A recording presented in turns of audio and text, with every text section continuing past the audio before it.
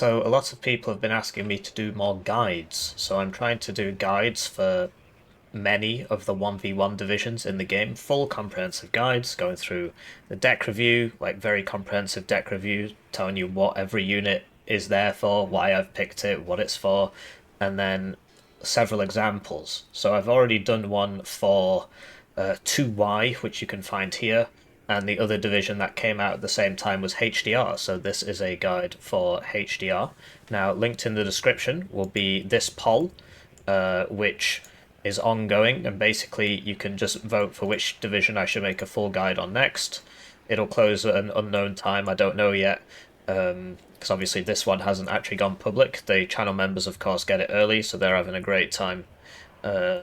You know, this has done very well, actually, as far as early access videos go. A lot of people have been asking for more, so this is more. And yeah, do vote for the next one. And even if, you know, if yours comes second, I might just cover it second rather than just doing another poll or whatever. So without further ado, this is High Dynamic Range London when I find it. So first things first, we'll do kind of like a brief introduction to the division. The deepest lore is that it's the London Defence Forces. Okay, there you go, that's your lore. What's it good at? What's it bad at? It doesn't have any true airborne forward deployment, but I actually think this is quite a strong division. I'd rate it as A tier, maybe A minus, A minus. I do think it's quite a strong division. You don't have any proper airborne forward deployment, and you don't have a very good late game. But what you do have is lots and lots of like light tanks, and I suppose you could call these medium tanks. You get nice artillery, really nice infantry, pretty funky AA, and a very strong air tab. The division is quite RNG dependent because of these AA pieces here. We'll get to that later. But basically, good early to mid game, but in the late game it struggles, and at the 0th minute, basically Airborne will get there first, but one of the examples I'll show you is me versus Airborne, and honestly I think this div counters an Airborne div pretty hard, pretty well, because essentially you just rock up with a bunch of these tanks and kill them. So, we'll go through this tab by tab. First things first, 2 cards of supply. As soon as these come in, click them and switch off the fuel. Switch off the fuel. It's very important that you do that. And if you do that, then you will have great fortune with your supply. If you don't do that, then you're going to need a 3rd card of supply. Basically, you don't have like loads of heavy tanks or anything. These arty pieces are actually, this one in particular, or just this one, is extremely supply intensive because it fires 6 rounds in a salvo, which you might think is good, but against a good player it's not, because the enemy will retreat pretty much immediately. If you're against a bad player, great, but otherwise, like the last 3 to 4 rounds, or the last 2 rounds, basically, are wasted. And so I don't actually like the fact that it has a 6 salvo length. Also, you only get 1 card, so you can't vet it and take 2, and the RT point slots are very egregious at 1, 2, 3, 3, and yeah. So you don't need that much supply. In terms of this, right, I mean, I might as well just talk about this now. Mortars for smoke, right, you can bring this one if you want. I prefer this 25-pounder. It can smoke for like 8 minutes before running out. I bring it at no vet, you can bring it at 1 vet if you want. But the idea is you just never resupply this. You just don't resupply it. What's the point? It's slightly better than a mortar at killing people. Right? It's not amazing at doing it, but the idea is you use this for smoke and you use it for harassment, because if howitzer rounds start landing on you, you tend to move, even if they're not very strong. They're not just going to sit there and eat a bunch of rounds, right? So this is great for harassment, great for smoke, and you just don't resupply it. That's why I bring it at no vet, because if it runs out of ammo, then I just, load it up and send it to the front lines to be used as an AT gun, or I just forget about it. I don't think I've got any examples where I actually do that. But yeah, don't resupply these. So, 2 cards of supply. The supply helo you can bring if you want, but I don't really like it because you can't get it close to the front line because the enemy sees it and shoots it. So you got to land it at the back and then use it to refill this. And I believe that doesn't work because this actually has less supply than this does. So this isn't very useful. If you're in a big team game, it's useful because you put it on your fob, right? You send things to and from the fob with this. Or, you know, if you're in a big team game, generally the maps are massive, so sending helo supply to near the front line works. For 1v1, you don't need it, so this is 3,000 supply per card. Be very careful with this. If there was like a medium if I could bring 2 cards of this, I probably would, but I can't. So it's very cost effective for its supply, right? 80 points here would be 2,000, 80 points here is 3,000. Obviously, yeah, when you sell it, you get your money back, but you don't get that money back until you've sold it. So yeah, this thing, keep it safe, keep it near your arty, I guess, keep it at the back, and then use these to fill up and then go back. You know, be very, very careful with this. Then for the CVs, if you bring a Helo CV, you're a big dum-dum.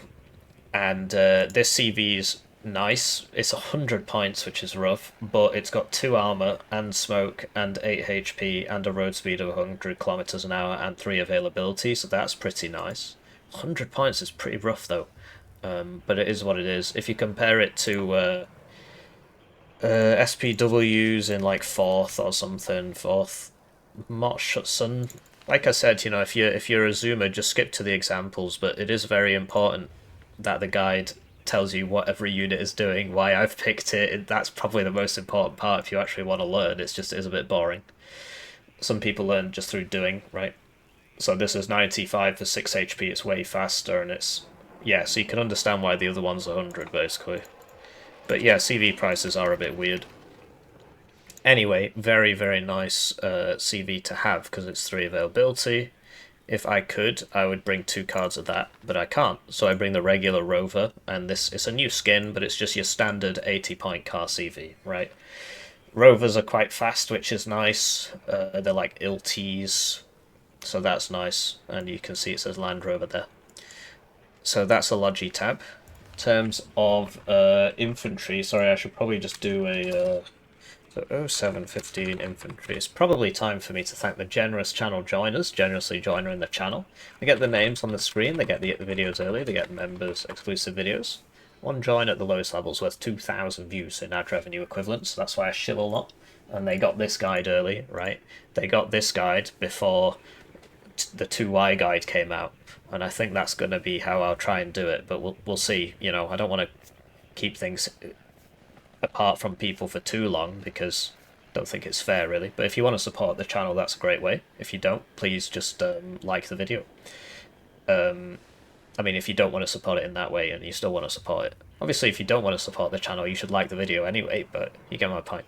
It makes YouTube recommend it to more people, so that's why I always go on about it. Anyway, infantry tab. So the rifles, right, so first of all, CV, right? 3, 6, 8 CVs. I honestly like having that many CVs. It's a lot of fun. You can be quite willy-nilly with them. And your CV option here is this thing, which is... it's just crap. And the slots are expensive, so it's like a 3-point CV, whereas this is like a 2-point CV, do you know what I mean? So yes, I could get rid of this and put in this, but why would I want to? This is better. So, in terms of the infantry CV options, right, the meme option, the flavor option, is sadly less gooder than the other option, because so that if you just compare the units, right, so the guards, he doesn't even get the bearskin hat, which is very sad, but he does get the jacket, so that at least they put some kind of, you know, it is funny. Anyway, you might think, okay, well, the guards are actually better because they've got Resolute, and that is correct. But the guards only come in a Bedford truck, which is 90 kilometers an hour on-road, 65 off-road, less than 1 armor.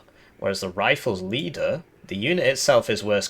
So yeah, they are equivalent, but this just gets a better transport option, right? So this is the better unit, but this gets the better transport, which is why I prefer it. So you get the Kremlin. So this one can be sold. So that's cool, because it's got smoke and it can be sold, which is interesting. This is the one I prefer, because it's got more armor. And I don't sell my infantry CV transport anyway, because I need to move them around. So I like this a lot. It's 20 points, right? So that it would cut... This is 65, and this would be 65. You lose the Resolute, okay, that is a problem, but in exchange you get a transport, which, yes, it's slower off-road, but it's faster on-road, and it's got 2 front armor, 2 side armor, a gun, and smoke. The gun isn't very good, but that is pretty cool, so I believe that is the better option. Then SASG, you basically have to bring these guys, so this is Saop of COD 4. The Saop, Captain Price. So as you can see, that's what Captain Price looks like. Can't quite zoom in a lot there, but you get the idea. Anyway, really, really good against infantry. You can, if you want, open with one of these in the Chinook and then open to 1 or 2 fighters to make sure he gets there and take an early position. It is a tool in your arsenal. I don't actually recommend doing it. Don't actually think that's a good idea. But you can do it. It's just basically everybody expects you to do that, and that's why doing it is bad. Because, and you'll see this in the examples, which are time-stamped in the description, right? Channel joiners. You'll see in the example, I play against two or three players who are really good, and and they're opening jets. They're opening jets and flying them straight towards me. Why? Because they're expecting this guy, and if he dies, it's a big problem. It's 150 points. So don't open with him. Just use him a bit later into the game. Like even after the first. So basically, the enemy jets will be up for 4 minutes. If they buy a jet and have it circling around, unless you evac it, or you shoot it and it evacs, or they evac it, it will be up for 4 minutes. So after 4 minutes pass, you buy this. This is another crazy option. I cast a game recently with Swag Jealous Gunter playing, and he didn't bring these, and I was like, what? This is 12 guys. It's an expensive squad, right? Sorry, it's worth noting that this Chinook has 20% ECM, and it's like once you, and it's the same for the Wessex. Once you drop these guys off, don't sell this. Just keep it around shooting at people. You can use it to scout. You can send it forwards. It gets hit by a man pad. Send it back to heal. Arty the man pad, right? This Wessex is significantly less expensive, and it's got 15% ECM because of this. This generates ECM. It definitely doesn't throw a bunch of horrible shite into the crew compartment. Give everybody cancer. Anyway, it's got 8 HP instead of 10, right? Its vet is lower, although... So special forces transports go... ground-based transports go faster, but special forces helicopters don't go faster, so... But this, this does go at 260, and this does go at 185, so it does actually go faster. Anyway, this is cool as well, because it can survive a manpad hit, and it's got 15% ECM. And you can also... you can use them to, like, tow stuff around, like this, or these, so... Like, basically, once you drop these guys off, don't sell this. Use it to shoot people. If it gets shot, if it gets like 1 HP, you can just sell it, or you can take the decision to heal it, right? But the idea is it's got utility past just being a transport. Then the guards are pretty nice, actually. So these are basically based off motorized rifles in 4th UK, and Resolute is free, basically, as it is with basically everything. Resolute is free, so nice squad for 50 points. You don't get any Lore 80s in this division, which is a pain in the neck. Lore 80s are really nice to have, but the Carl Gustav's okay, actually. I'll show you a game where I used the Carl Gustav to great effect against the rank 5 player, or at least he was at the time. So yeah, you want 2 cards of these. Then you've got the Rifles Patrol. So the Rifles Patrol are 10 points cheaper, because you can bring them without the Carl Gustav, but 5 points for a Carl Gustav I think is basically worth it, always. And if I want an infantry squad that doesn't have good AT, I bring these guys. So the Rifles Patrol are 10 points cheaper. They do have 2 fewer guys, no Resolute, and 1 DMR instead of 2 MGs. They are a worse squad, but they're 10 points cheaper. They get good optics when they're stood still, and they get smoke grenades, and they come in a much better transport. This Kremlin Pig is a decent transport. It's 20 points, 2 armor. It's only an MMG. If it was a HMG, it'd be 25, right? It's pretty slow, which is quite unfortunate. The off-road speed is pretty abysmal, but the on-road speed's nice, and it's got smoke. And these guys have smoke, so that they're basically, and these guys have smoke, right? And all the tanks have smoke. This is the smoke div. I mean, obviously Britain in the 80s, everybody was smoking like mad. Can't afford to now. What's it now? £15 a pack. What a joke. Good. Anyway, so they get DMRs. So these guys are nice on the defense because they've got the good optics because of the security trait, and they've got the smoke, and they've got a nice transport. So I do think it like so. I know people who just bring 3 cards of the guards carcass stuff, but I do think it's worth having these. And then, as you'll know from my video, which was entitled Meta, you know, the new meta is disgusting or something. I'll link it in the description. It did very well, so presumably you've seen it. Um, you're supposed to bring a card of Milan 2, a card of Milan 1, and the MAG, the medium machine gun. So basically, once you take a position, it's very hard to get rid of you because, and you'll see that in the games. You just buy all these and all these and all these. You mix in the Milan twos with the Milan ones, and that way, because like this is it's more money basically, and it's less available. And you know this still does about the same suppression. The pen on this is obviously much better, but the point is, the missile coming out of a Milan 1 and a Milan 2 is basically they can't tell the difference from the speed or like how it flies. They seem to fly the same, same range and everything. And so the enemy doesn't know if what's coming at him is a Milan 1 or a Milan 2. So you mix and match, you'll see that in the examples. This, typically, you'd bring an MAG team, an MMG team at 1 vet, because they've got 4 HP, so it can be worth having a bit of, you know, suppression resistance. You don't have to. These guys you definitely don't have to, because they get the Resolute trait. Resolute is like half a rank of vet. The issue with no vet is that it's absolutely terrible. A no vet to 1 vet is such a massive jump. It takes 7 minutes or 7 to 8 minutes for a unit at no vet to get its full cohesion back from 0 cohesion or full suppression, you know, to 0 suppression. At 1 vet it takes 3, and at 2 vet it takes like 1.5 or 2, so it's a big difference. But Resolute is like half rank of vet, thus taking that, you know, 7 minutes to like 4 minutes or something, and so you don't need that. But yeah, the idea is take a position and then flood it with these guys. This is nice. Like I said, it's very supply hungry. If you're going to run 2 cards of supply, like me, then and what you could do hypothetically is like get rid of this and just bring a 3rd card of supply, but I don't recommend it really. I like having 8 CVs. I think it's pretty funny. I've won games off that. One of the examples will showcase that. This thing, it's basically just an M109 howitzer, right? If you just look at the... Where are we? So here's the British one. And the AS90, it's an ALF 1 clone, essentially. So it does aim 5 seconds faster, which actually does matter a lot, and its reload time is less, so it is better than I thought it was. The disadvantage, and it's got more range, which means the dispersion at the same range is, so it is better. And you'll notice that the M109 howitzer has smoke, and it can fire smoke, whereas this has smoke launchers but doesn't have the smoke. I'm not sure why. Anyway, the AS90 is better, but the issue is it's super supply hungry because it fires 6 rounds in a salvo, which means that it goes through its ammo quicker, and those last 2 rounds, they usually won't hit anything, because the enemy tends to move if he's got a brain. Some people don't, they just sit there and eat it, including myself on my bad days. And we spoke about this is for smoke. I bring it at Novex, I never resupply it, and if it dies, I don't really care.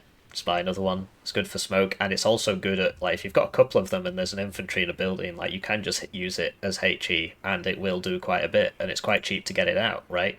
You can get 3 of these for the price of this.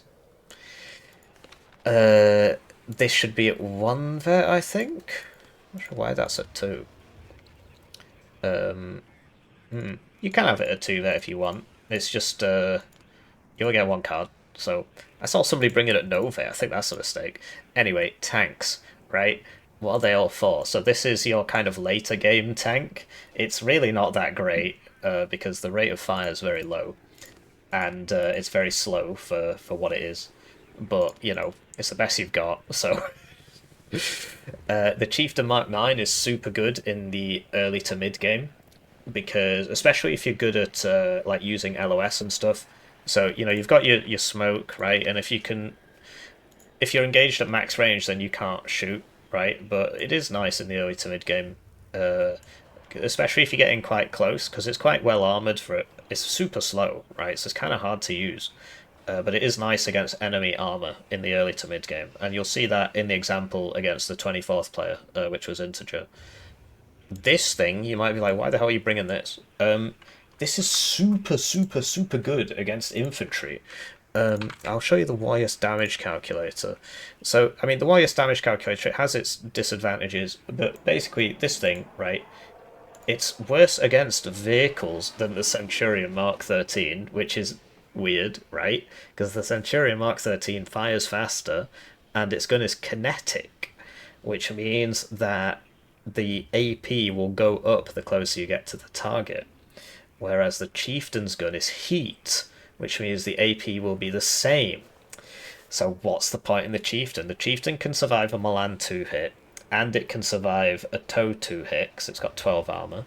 It will die in one side shot to a Conkers, and that's a big problem with this deck, actually, because, or this division, because, like, this will survive it, but this will die in one hit to a Conkers side shot, this will die in one side shot to a Conkers, this will die in one side shot to a Conkers, and look at the speeds. 50 kilometers an hour, 40, 35. That affects how fast you can turn. If you're at low cohesion with these tanks, they turn so slowly. It's really frustrating.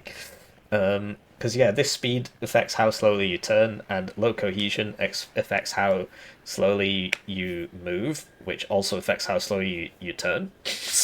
So, yeah, that is a problem. Anyway, YS damage calculator. So, if I just show you the Chieftain... Oh, you can't see this. Chieftain Mark 41 UK. It's got 3 machine guns, right? And you put it against Grenadier Voltigeurs because they're 10 HP, right? Some parts of this don't work properly. Like, if the target's in a building, this should be changing, and it's not. Anyway, you'll be at 1 vet, and you put it at 1200 meters because that's the range of the MMGs, right? Obviously, it's not always going to be the case, but at 1200 meters, you suppress him in an average of 5.3 seconds. Obviously, if he's at 1 vet, it's going to take more time, right? Yeah, I think there are certain things missing here. Like, basically, it would be a bit longer than this. Because I don't think it's taking into account the fact that he will get regeneration as you're shooting him. It's just taking the resistance into account. I think that's what's happening. I don't know. Anyway, they get suppressed super duper fast, right? Whereas if I show you the Centurion or any of the other tanks, the Centurion, yes, it fires faster. You know, give it all the same bells and whistles, 1200 meters. It's twice the time, right? This number is, you know, we don't know if it's 100% correct, but it's still twice the time. So it's very important. Anyway, let's get back to the game. So, this is your later game tank. This is your sort of early to mid game tank, and you can buy it. If you're expecting enemy armor in the early game, buy this. This is anti-infantry, and this is basically just spam. This is like an infantry support tank. It's just if you're against an enemy APC spammer, right, and they've got all the M113s or whatever, this thing's pretty nice, actually. It's just basically any fight where you have infantry, there should be one of these helping you out. And, you know, you can buy 2 at the start to shoot. Like, if you're expecting T-55s or Leopard 1s or something, 2 of these at the start is the same price as this. And so you can be putting 20 rounds a minute downrange. And this is actually better against armor than this one. So yeah, basically see this like an AVRE, see it like a CEV. This is an anti-infantry tank, and then this is a light tank, this is a medium tank, this is a heavy tank or a light heavy. This thing is super good. The ferret swing fire is really nice. So it's got an MMG, which means that you can't just run infantry into it, which, for example, you could with this.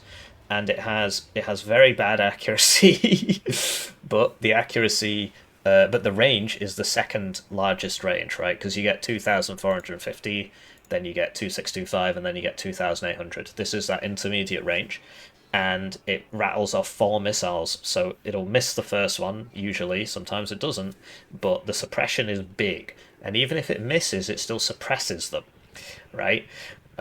So if you've got a couple of these around, they're super good. 23 pen is enough to one-shot a Leopard 1, because Leopard 1s have 9 armor, and you need 23 pen to one-shot 9 armor, right? You need 24 pen to one-shot 10, which means that this gets one-shot by a Milan 2, and that's why T55 at 11 survives a Milan 2, because a TOW 2 at 25 AP will... Anyway, this thing's really nice. It's super fast, right? On-road, off-road, good stealth. Rattles off the swing fires. It's got 8 of them, and it fires 4 before it has to reload. Obviously only one's out at a time, and it can smoke. And that's the other this can smoke, this can smoke, this can smoke, this... Even these very, very cheap tanks, they're super slow. But the fact that they can smoke means that if you're good at the game, you can keep it alive. Because like a tank isn't going to one-shot this. It's got 10 armor, so only ATGMs are going to kill it. At range, anyway. So yeah, this thing, super nice. And you mix it in with the... So like 6, 14, 20, 21, 25 ATGMs.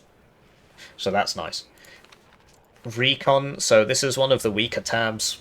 You can, if you so desire, replace the Terrier Scouts with the regular Scouts.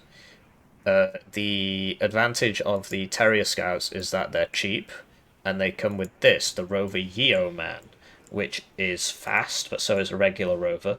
But it's got good optics, good stealth, and it's got smoke. It's got 2 machine guns as well. I'm not sure how this one fires without killing everybody inside the cabin, but whatever. Maybe they detach it. I assume it's supposed to be facing the other way. Anyway. So the idea is, it doesn't have infantry AT, whereas this does. So if you're worried at the start about, like, you know, a Vec 25 just coming and killing you, then this is sort of better because it can shoot it with the AT. But what you can do with this is smoke, and they're cheaper and you get more of them, right? But having infantry AT is important at the start. I do sometimes miss that. But, you know, everybody else is showing up shortly after, right? This blob is going to arrive. So yeah, some people would prefer the regular Scouts for the AT, so do feel free to switch that out if you want to.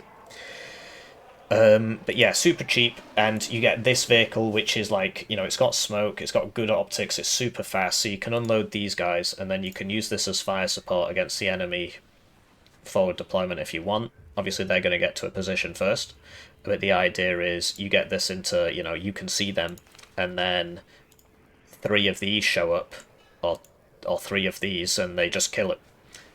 Or, you know, 1 of these and 1 of these, or, you know, there's lots of different ways you can do it. You'll see the examples.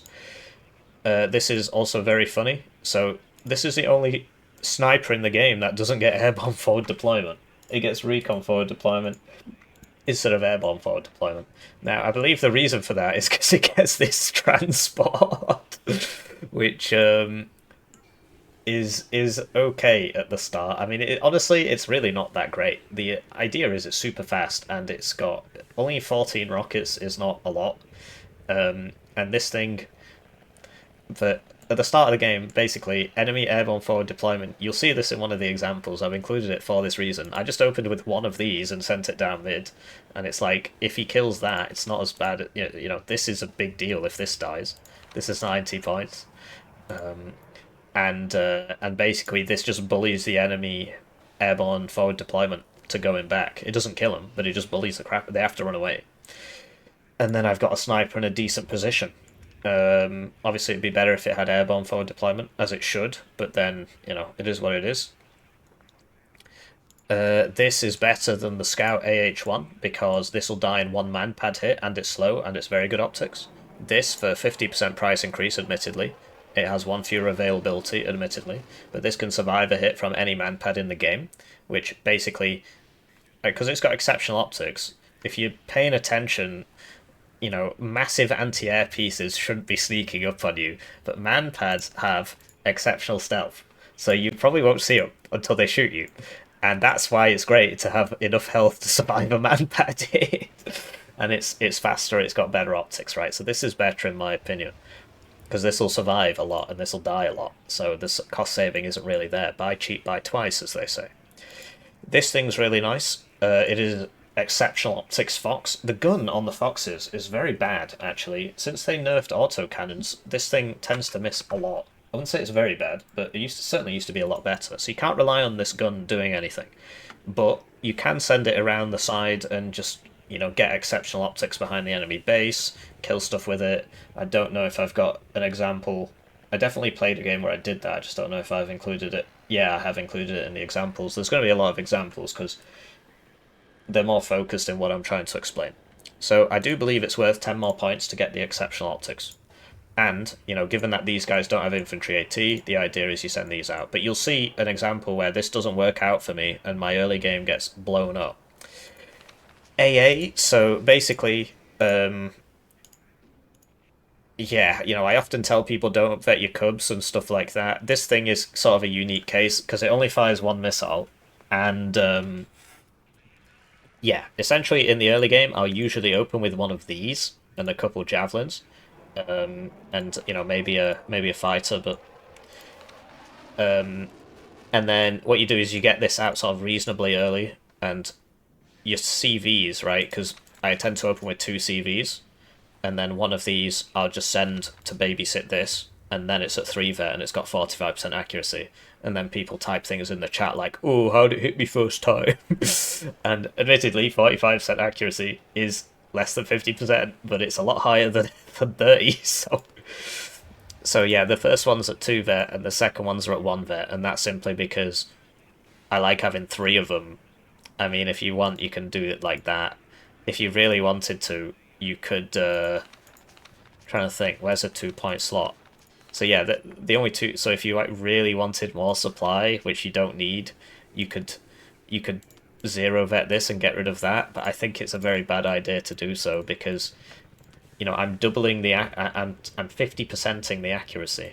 It's gone up by, if it goes from 30 to 45, it's up by 50%. Okay, whatever. This is 40%.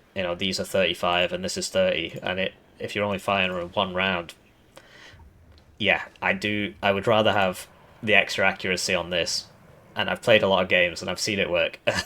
than I would have an extra supply card, which I don't need. Yeah, so then this thing I vet once because you don't need 5 of them. The idea is, because you can't really buy this at the start because, I mean, you can if you want, it's going to miss. So it's going to miss the first once or twice. You have to expect that. You have to expect it to miss like 3 times. Obviously, sometimes it'll hit first time, and the enemy will get very upset, and that's happened to me, and I've done it to other people, and it's very funny when I'm doing it to other people.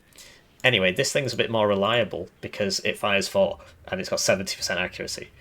And generally, the idea is you arrive second with a bunch of these light tanks and stuff, and you have one of these and one of these. The javelin's further forwards, this thing's at the back, and then when the enemy bomber comes to kill you, it kills a 65-point tank Lamau, and it dies.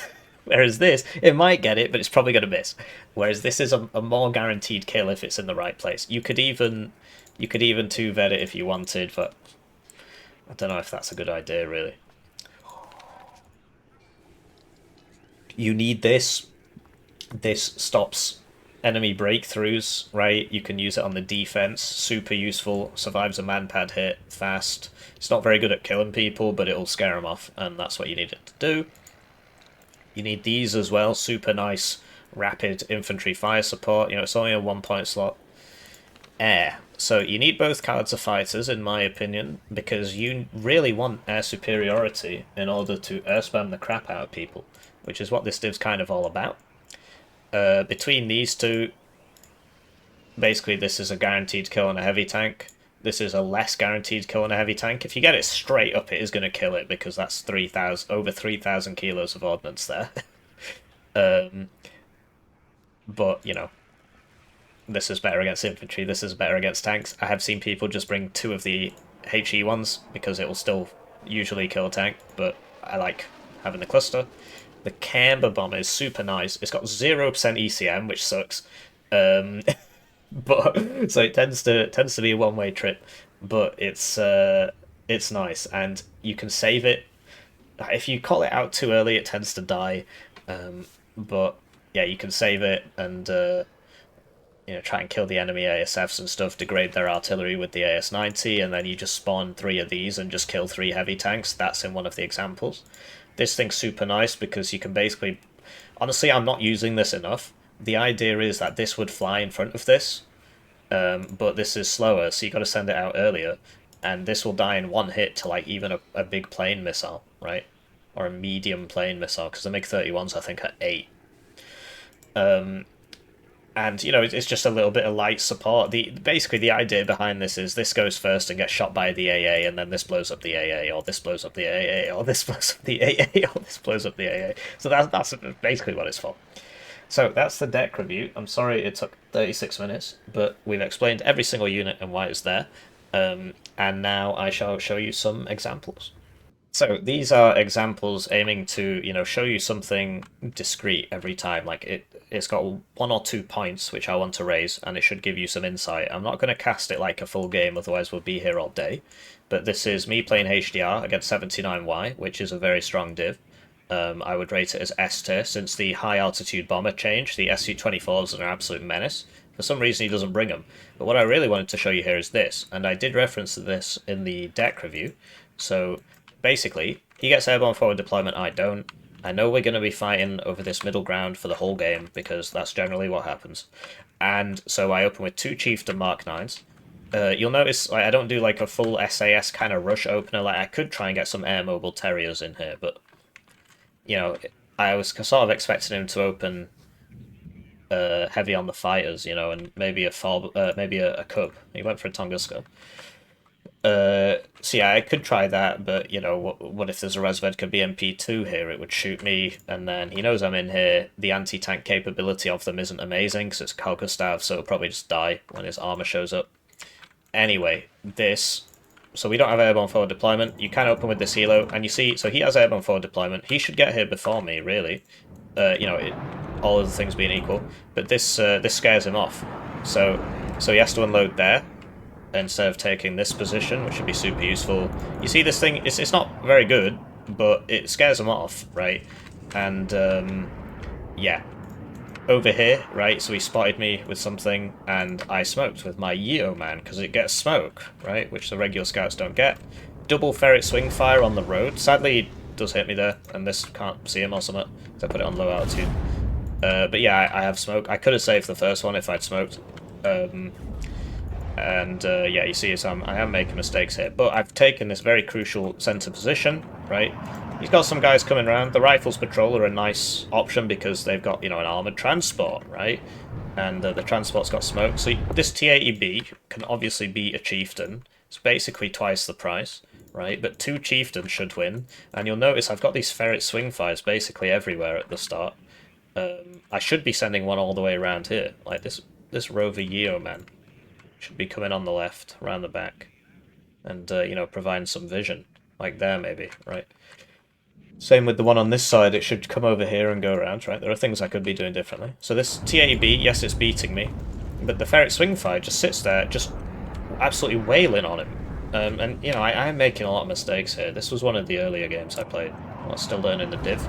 Div's kind of hard to play, because you got to have a lot of unit control, because you get a lot of units, a lot of cheap crap, basically. So the T-80B, you know, it's beating me. As you can see, I'm getting beaten up by this Conkers as well. I'm not doing a lot of damage to him. Thankfully he missed me there. I mean, he does have low accuracy. But because of the ferret swing fires that I've got basically everywhere, you know, I'm messing him up. You see, you know, I can just put a Milan 1 here. Obviously a Milan 1 won't one-shot a BMP2, but it's cheap, and, you know, I'm just trying to hold the ground. And you see the T80B, I'm sorry I just missed it, died to the swing fire, and now the Tunguska's going to die to the swing fire.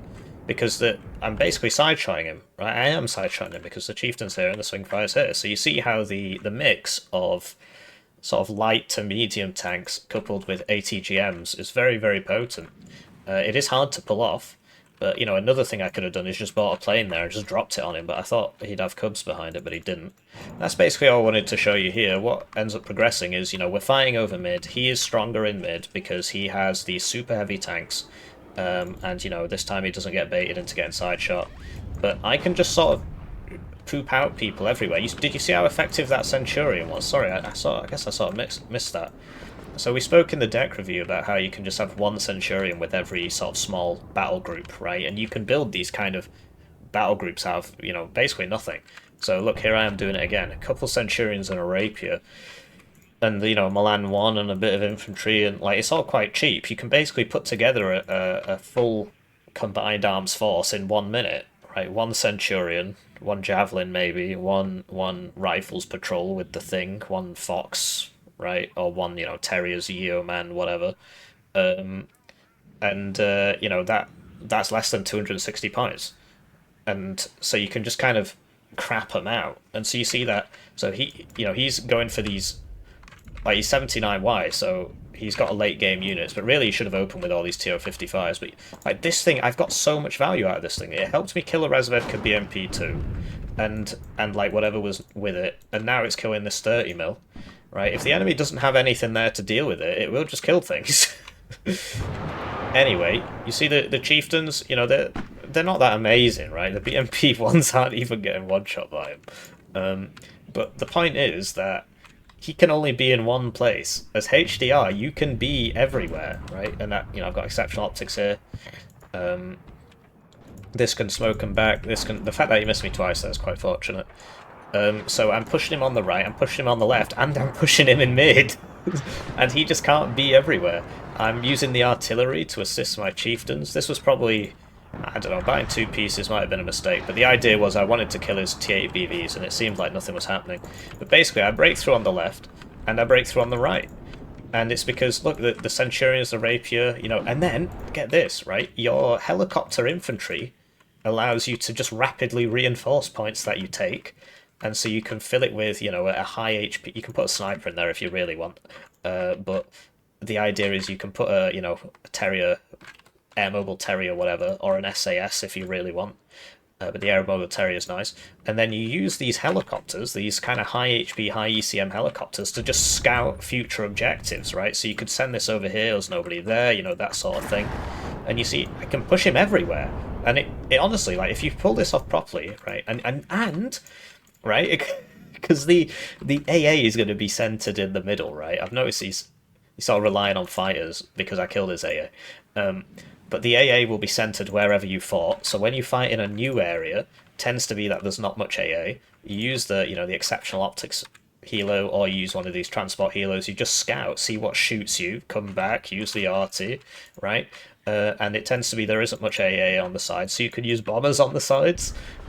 So the div, if you can play sort of like mobile and use the roads well, then what ends up happening is you can just sort of style on people. Like, look how conducive this is. I basically just took most of the map inside of 10 minutes. Obviously, I played more than that guy. So now I'll show you the second example. Right, so here's example number 2. Now, I've got, I'm against 11E here, and I've got a guide on the channel of how to beat airborne on 2 lakes on the bad side. So this basically exact scenario, right? And I'll link that in the description. But briefly, to cover it, Ligma is way easier to attack than Alpha, X-Ray, or Papa, which means you have to defend Ligma. These are the 2 middle zones, right? And then these are the 4 back zones. Ligma's the most exposed, that's why this is the bad side. Also, enemy airborne forward deployment will actually beat you to Oscar, even if you have your own airborne forward deployment, which I don't. So, the options are, you can try and take Oscar and then get pushed on Lima, right? Or you can try and take Zulu, right? You know you're arriving second, you just have to appreciate the enemy is going to get a tick on you, and that's not a problem. Don't panic. It's better that you keep your guys alive than it is they all die trying to solve this tick problem, and then he just pushes you straight back out if you get in the first place.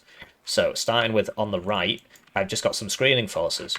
These medium machine gun teams are absurd. I believe they should get nerfed. But yeah, you can just hold, like, infantry can't get from here to here as long as this is hit. So he has to bring up fire support. What fire support does he have as 11E? ERC 90s. Okay.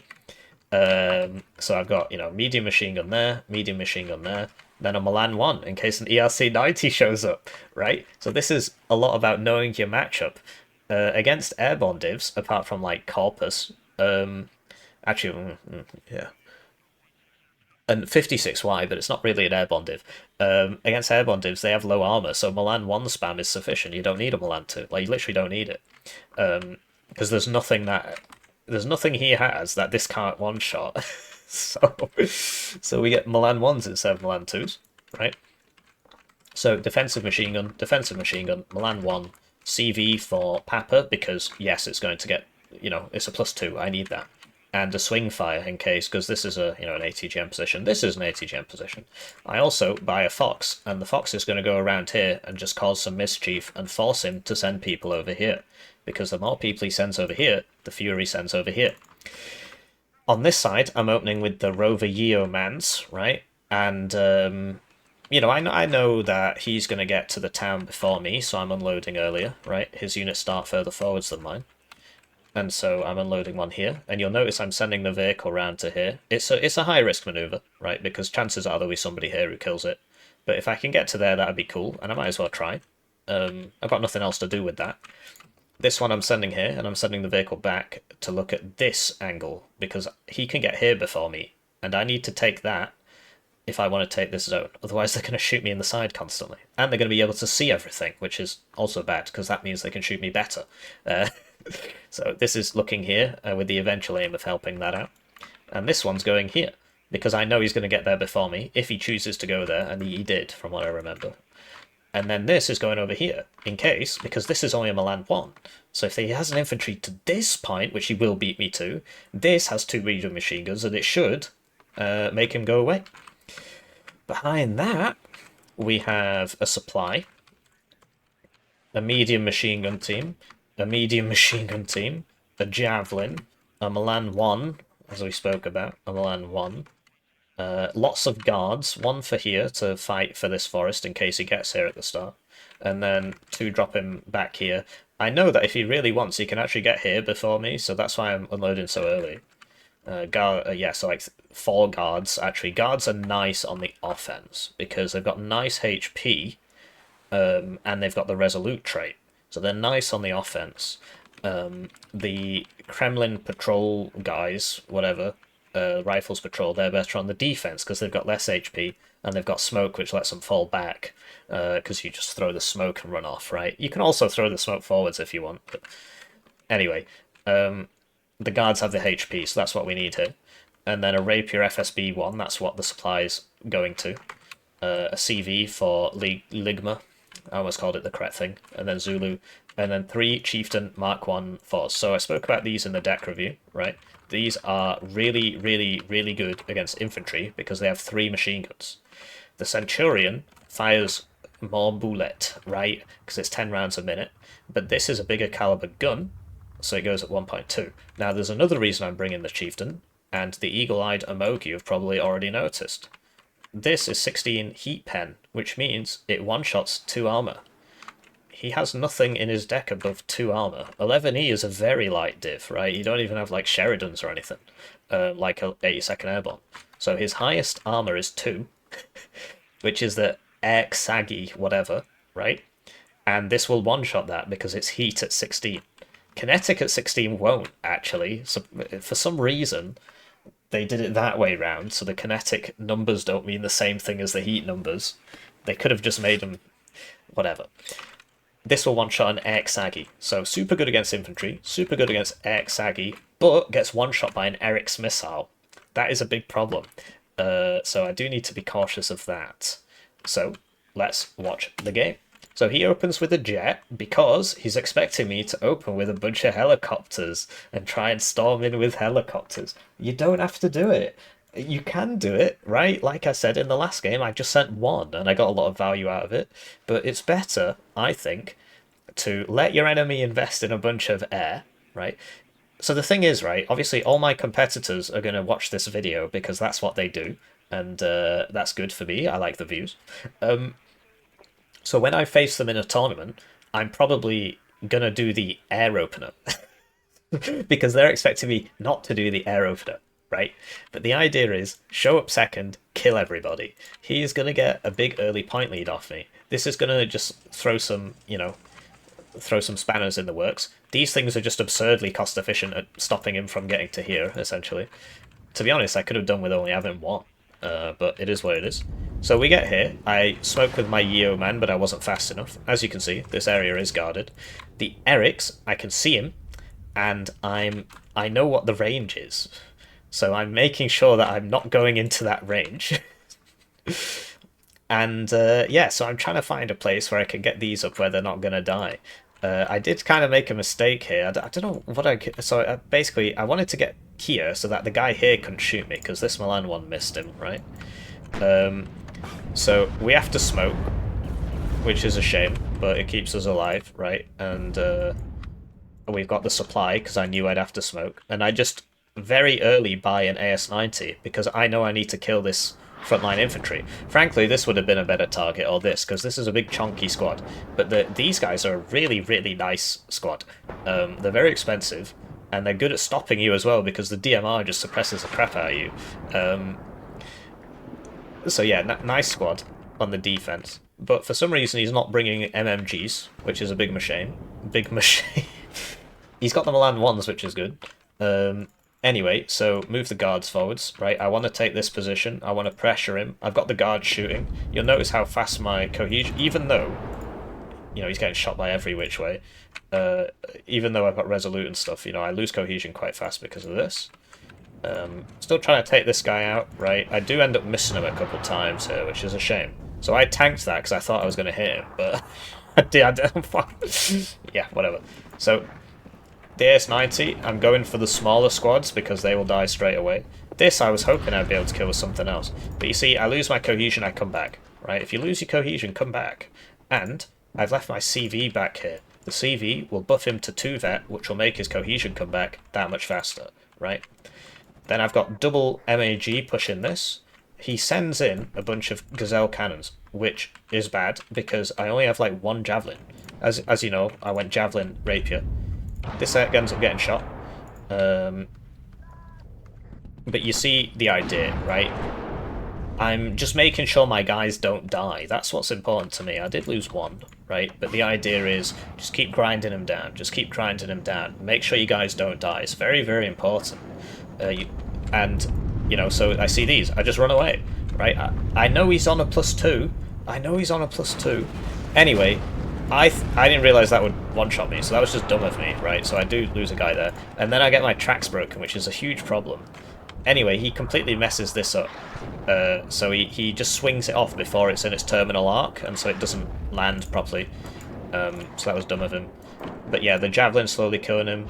You'll notice I'm not really losing anybody. I lost 1 Centurion to a Milan 2. And I'm quite content to just... Yes, I'm pushing, but the prime idea is, don't let you guys die. Obviously, that's not fantastic. But there was nobody there, so I was running in. So he has actually brought the 50 cal squads, which I think the MMGs are better, because they're just so much more cost efficient. They're half the price and they're better. And yeah, you see that the Centurions, not as useful as the Chieftains, but they've got the smoke, right? This has got its tracks broken, so I can't really save it. We do end up getting that P4 Milan, and I lose that because I can't save it, right? But if I'd had this closer, I would have been able to smoke again. And, I could have dropped some smoke here. I bought this to smoke and stuff, and then I just kind of forgot about it. Very difficult division to play. You'll notice how many units I have, right? It's kind of hard to control. And everything's slow, and so at least the tanks are slow. But you see, the Milan 1 would one-shot that if it hits. Like, nothing he's got can survive a Milan 1. And we're just slowly pushing in. I'm going to push up to here. The tanks are shooting. If he wants to keep chucking his light crap at me, to try and take these positions back, so be it. I'm trying to... Like, as you can see, this one-shots anything he owns. He's sending in more helos. I bought more javelins, right? Slowly moving forward, slowly moving forward. So then I buy soap. Has soap shown up yet? Or I buy these guys first. But oh no, soap was bought quite a while ago. Because in the town, these guys are absurd. The issue is, of course, not losing them to a bomber or anything. But yeah, this guy can just kill everybody. So we're in the town now, right? And I'm going to speed it up because this game's basically over. We have won. And so I kill the CV. I'm killing more of these. And because everybody's already here, I just keep pushing to alpha, right? And look, I was talking about this in the deck reviews. The helo, it flies forwards, it gets hit by a minstrel, it goes back and heals, right? And then I know there's a minstrel there, and then I can arty it, which I think that's the part I kind of fail at. I don't think I arty it properly. Yeah, so that was my mistake. He's also moving it after it's fired, which is smart. Anyway, Soap just kills everybody because he's Soap McTavish from COD 4. You know, I am taking losses. I don't have to be pushing as fast as I'm pushing here, but I can smell blood. And you see, I hope you're noticing, right? The Wessex flies forwards, it gets hit, I just try and sell it. The Hellam flies forwards, you know, it gets hit, it doesn't die, that's the whole purpose. You know, these are getting hit, and the idea is, I know where the minstrels are now, and then these come in on a more oblique angle. I lose the chin-up, but I kill a minstrel, that's a great trade. This guy's going for all the other helos. You see that the helos allow you to rush positions super fast. He's doing some meme thing here. This guy has his own AT, so 2 fighters versus 1 fighter, right? And each of mine is more expensive, I think. These guys, yeah, I was messing up here, right? I didn't have to push as aggressively as I did, but I was having some fun with it, right? And you can see that he's basically toast. I'm just so far ahead of him at this point. So he buys, I think he buys another bomber now, which, okay, now he buys the fighter, and then he sends the bomber out behind, and the bomber evacs my fire, which is interesting. And then, so, sorry, I sort of missed this. The triple Canberra, because I just wasn't, you know, I'm quite pushed up, I wasn't spending my points. Triple Canberra is, you can get it in like 2 minutes, maybe 3 minutes. 175 times by 3. 175 times by 3 divided by 260. Yeah, you can get it with 2 minutes income, which is big. Moving up the AA, and the idea is you send all 3 out at once. I know his fighters are down because, you know, I just evac'd him and all that. The Bloodhound gets a hit, the 2-vet Bloodhound, right? And I kill 3 separate things. I killed the Minstrel with the first one, and then I kill some more stuff. And, you know, I'm sending up the Kremlin. It's got 2 armor, right? And it's got smoke, so I'm not too bothered. I've got the air mobile terriers in, and this game's over. So, you know, he's trying to take it back, but in the meantime, I start attacking over here. Send the Chancellor forwards, right?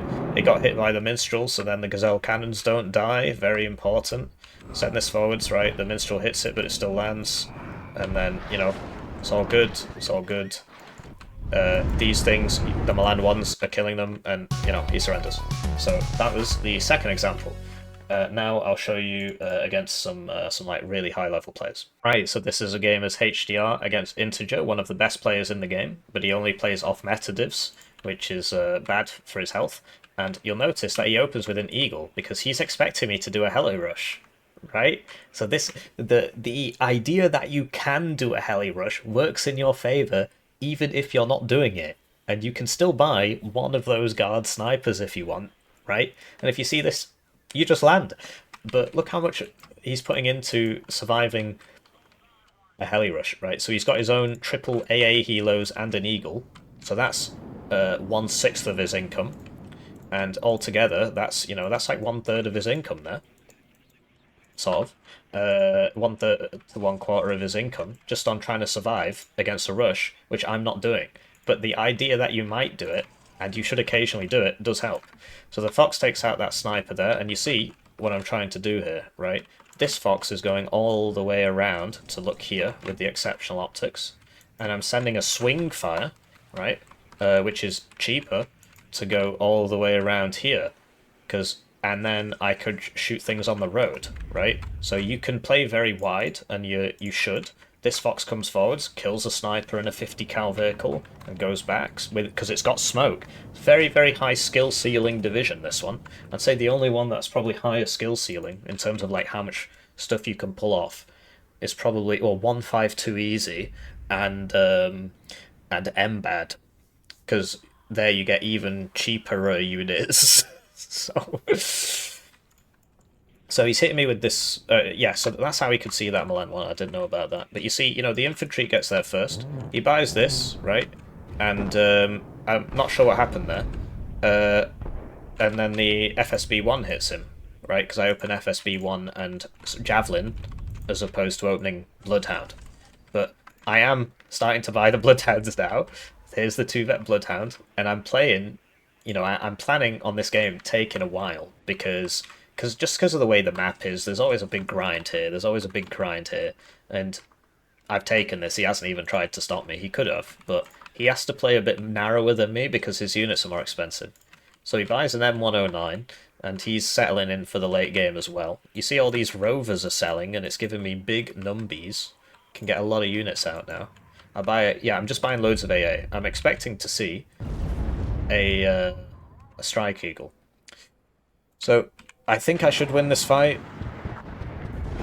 Okay, I was too close to him.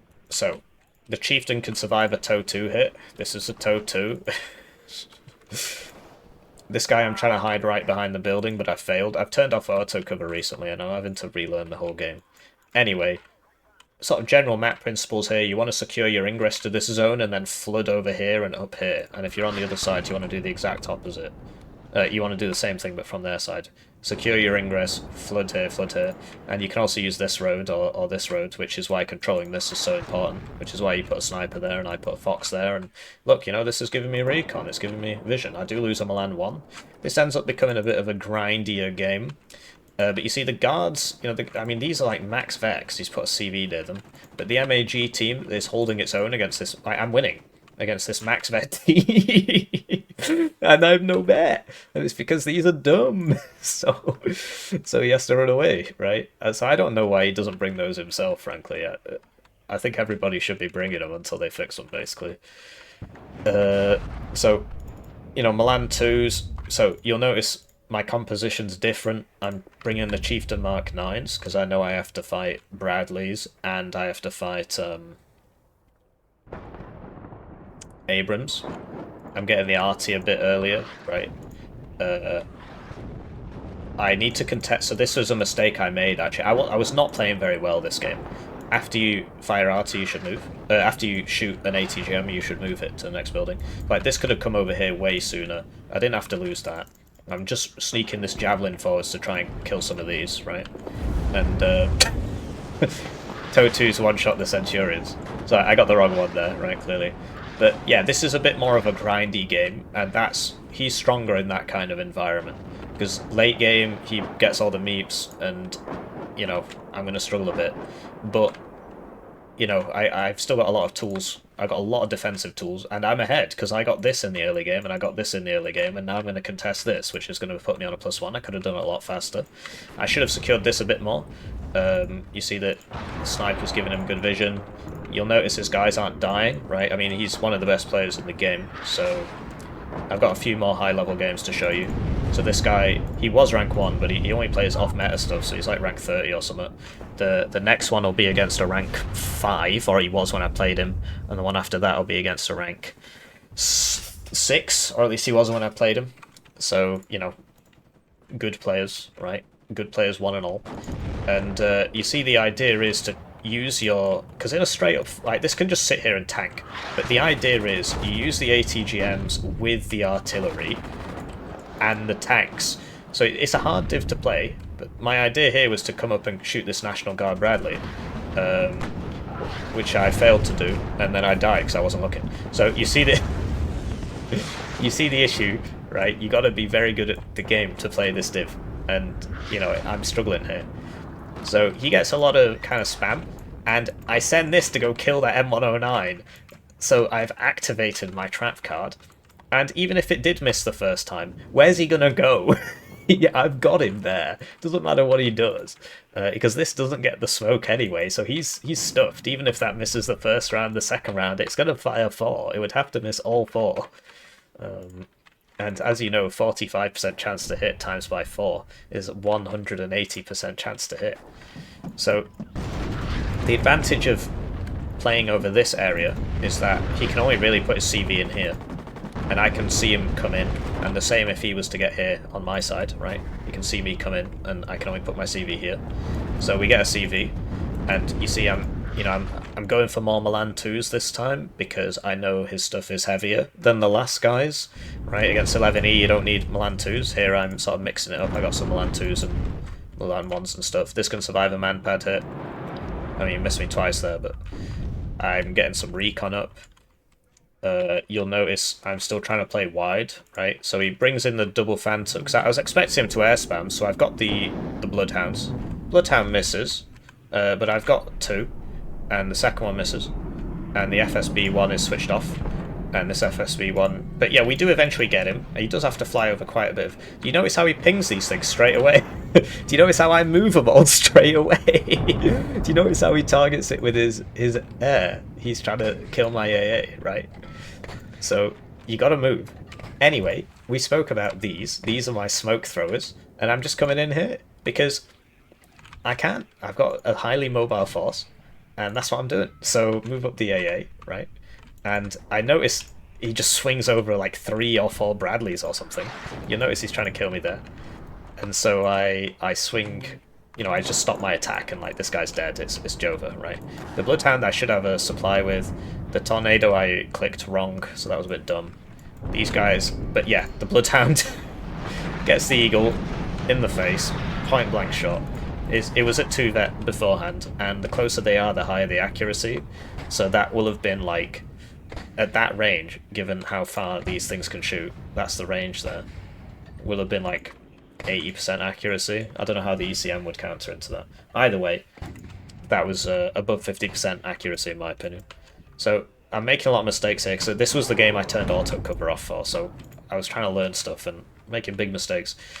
And you see that, I'm still trying to play wide, I've got these guys over here now, I've got these guys kind of set up. Another thing you can do is run them over here and then use you'll see that later actually, it gets pretty funny.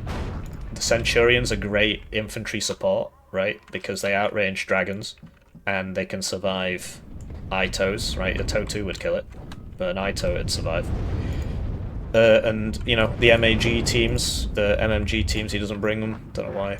He's down to 1 howitzer, which really hurts him. You'll notice he's trying to kill my Bloodhounds. I moved all of them, apart from this, which didn't fire. I really, this should be there, right? I'm sending a supply, but I could have just swung this one over, so that was dumb of me.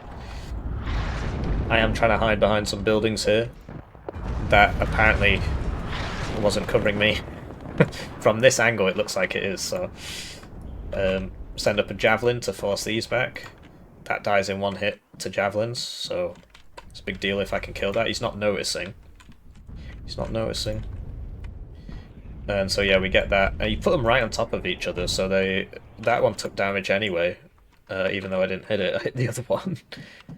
It might have been the other way around. These CVs you can hide in these dips, so just keep that in mind. And yeah, he is pushing me here because I've been playing too wide basically, so he's pushing my centre and he's got me there. So I unload these guards, and now these Bradleys, they can't get past this line because the Carl Gustav's going to pop up and shoot them. So a lot of it, like, and you see that, the Chieftain is better against the armour, the Chieftain Mark 9 is better against the armour.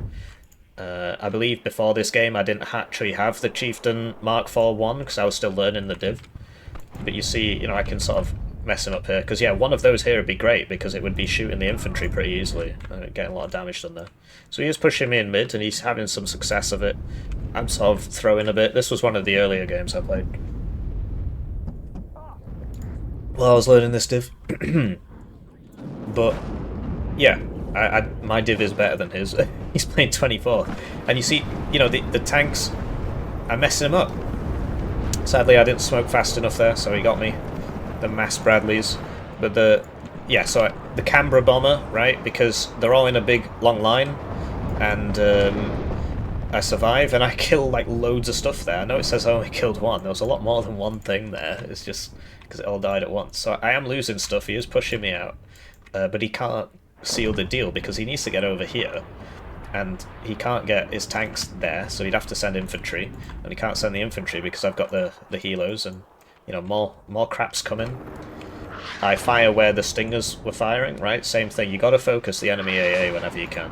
Sadly, we're getting pretty unfortunate here, but I do think I get one. Interesting. I lost my supply truck, apparently. There you go, he walked into it for me. That was nice of him. So yeah, at close ranges, the non-heat chieftains are really good. And I send the Rapier FSB-1 back. This is the most important part of this zone for me, and I'm not giving it the respect it deserves. And you see the Wessex, it can survive a stinger shot, so now I should sell it or land it and heal it. Make sure this isn't giving fuel, it's very important. And look, so I fire smoke to mess him up, but he's got some side shots on me, and I just shoot a bunch of smoke at him, and he has to run away because he knows that Carl Gustavs are coming in here. If they were Law 80s, that would be so nice if this div got a Law 80 unit, but can't have everything. Air Mobile Terriers are gonna beat these squads. These guys, they have nice big HP, so... But yeah, I keep messing up because of the autocover thing. And you see I'm just shooting smoke and moving through the smoke to... Because Carl Gustavs are still really good. You don't really need a Law 80, it's obviously a lot better, but... Carl Gustav, it's got more rounds. It deals like 4 less pen, which is a big problem, but it's got more... And it fires slow, but it's got 2 more rounds. And you see I'm just shooting a bunch of smoke, and the guards, these are a chonky squad. I mean, I know he's max vet, but I'm still going to win that fight, because really what matters is number of people. So, yeah, he's moving up with more Abrams. He gets a lot of units, actually. But you see, you know, I can still do something here, if I wanted to, but my attention was drawn. And so he's fighting me in the smoke, well, I've got Resolute, and, you know, I'm probably going to win this fight. Although, that's interesting. We're both getting artied apparently, or stunning it. Yeah, so I was dropping RT just behind him as well. That's why that AS-90 was missing, by the way. It's because of the corrected shot from this thing. The dispersion circle's super small. So I was firing it in the wrong place. But, you know, the power of the RT, right? Because this thing's got a low aim time, and these also have a very low aim time, so you can use those. Send up the chieftains, right? I'm trying to get behind this house, but I don't think I'm quite behind it. So I end up taking a shot there. And you see, you know, Centurions and Chieftains at close range will beat these Abrams.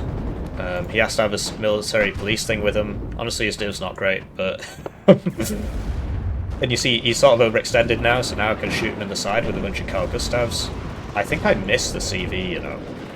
Because these guys, they're super low cohesion because of all the fighting they've been doing. Yeah, and for some reason they're shooting everything except the CV. The Canberra, I dropped on the CV. CV still didn't die. But, you know, I'm making crowd. I'm killing a lot of people. I'm losing a lot of people as well, though, so that's a problem. It's a shame I didn't get that CV, actually. That's on, like, 1 HP. Anyway, they end up going down, so I'm not sure if that was, like, maybe I should have, you know, pulled them back once they got low, right? And, you see, you know, he can't really one-shot me, so as long as I'm paying attention, I can smoke. That Phantom got bloodhounded. This still hasn't been resupplied, and you see I immediately move it. Well, I've got 3 bloodhounds now, although this one doesn't have any supply, so I suppose that was fortunate that I killed him there. Yeah, everybody's very low here. He does end up winning that fight. I got too greedy. All these 1 HP guys. All these low guys, man. So yeah, that's my bad. And you see, he's taken this, so now he can get in there. So we've got the 25 pounders, and what I'm doing here is I'm smoking so that I can get this guy over here. But I was too hasty, and I made wasty. Some Hueys tried to land here, and this Rapier FSB-1 and Javelin just killed him. So at this point it's very important. I'm getting ready to attack over here, because unlike the Ferret Swingfire, which has an MMG, this Ito Jeep, which obviously, yes, it costs less, does not. So I can just walk an infantry into it. So the Milan 1 goes down. He should be bringing the CEV, you know, if he can. I think that's a good idea. He's going to kill an infantry. So yeah, double SAS in here now. Well, now he's completely stuffed, right? We got there in the end. I was bringing my challengers at 2 vet at this point. I'm not. I don't really think that's a good idea. Maybe it is, but I don't know. I mean, that maybe it is. Anyway, all my transports I haven't been selling, right? So this is obviously very bad. I'm losing people, but you know the Bradleys against the challengers, right? So he's got guys coming here. And you see I'm setting up for an attack here. These Rapier FSB1s, you can just drop them in places you're going to attack and just have it there. Like it's because it's not that expensive. Doesn't really matter if it dies. Send out the third Canberra because he's way overextended here, so let's get a triple kill there. And we've now pushed him out of here. And if he's out of here, then the only place he can really put his CV is down here. And he can't put that there because I've got guys here. So if we take this, we take the zone. So he loses a guy in the transport there, and the SASG are absolutely cracked. They're really, really good. They obviously cost a lot, and they've got the arm burst, which could be better, but at least they have AT. Very, very nice squad against infantry. And the thing is, like, to close the range, you can throw smoke in front of you and just sprint in and kill him. So this guy finally managed to get up to his building here through the fire and flames, and so now I'm trying to kill this CV again. But you see the issue with the... So what I do here is I throw a smoke here so that this flipping guy can't shoot me, and then I can shoot him with the SAS, but I'm only basically doing 1 damage to this with each shot. So even though I am hitting him a lot, it's not really doing anything. And then the Challenger misses, because of course it fucking does. So he does end up getting out, I think, unless... Anyway... So I've got Ferret Swing Fire here, right? Oh, yeah, okay. So I can actually shoot... I can shoot him. So... because this doesn't take into account... Oh, actually, no, I am in range there. So yeah, we get him. I've got the Javelin, the FSB-1, Humber thing. I get his CV here with the Air Mobile Terrier, so now he's in this corner again. And you can see that, we basically had control, right? So this has smoke... So I can smoke there. I thought that was the one with the Hellfire, but it's not. So, and we've taken this, right? We're contested on this. We're contested on this. This is a back zone, right? And so then he sends like a big.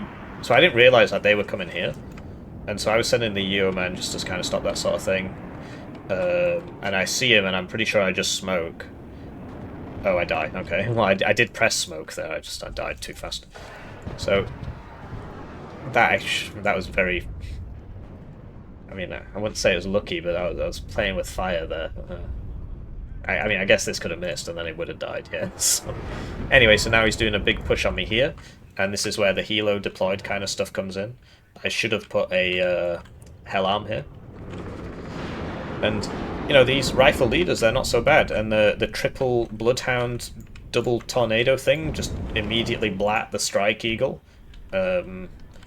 Like, I mean, you might be like, that's lucky, but there are a lot of them, and I had 2 jets there as well. Maybe, because it was the first hit, maybe he would have evac'd instead of dying, right?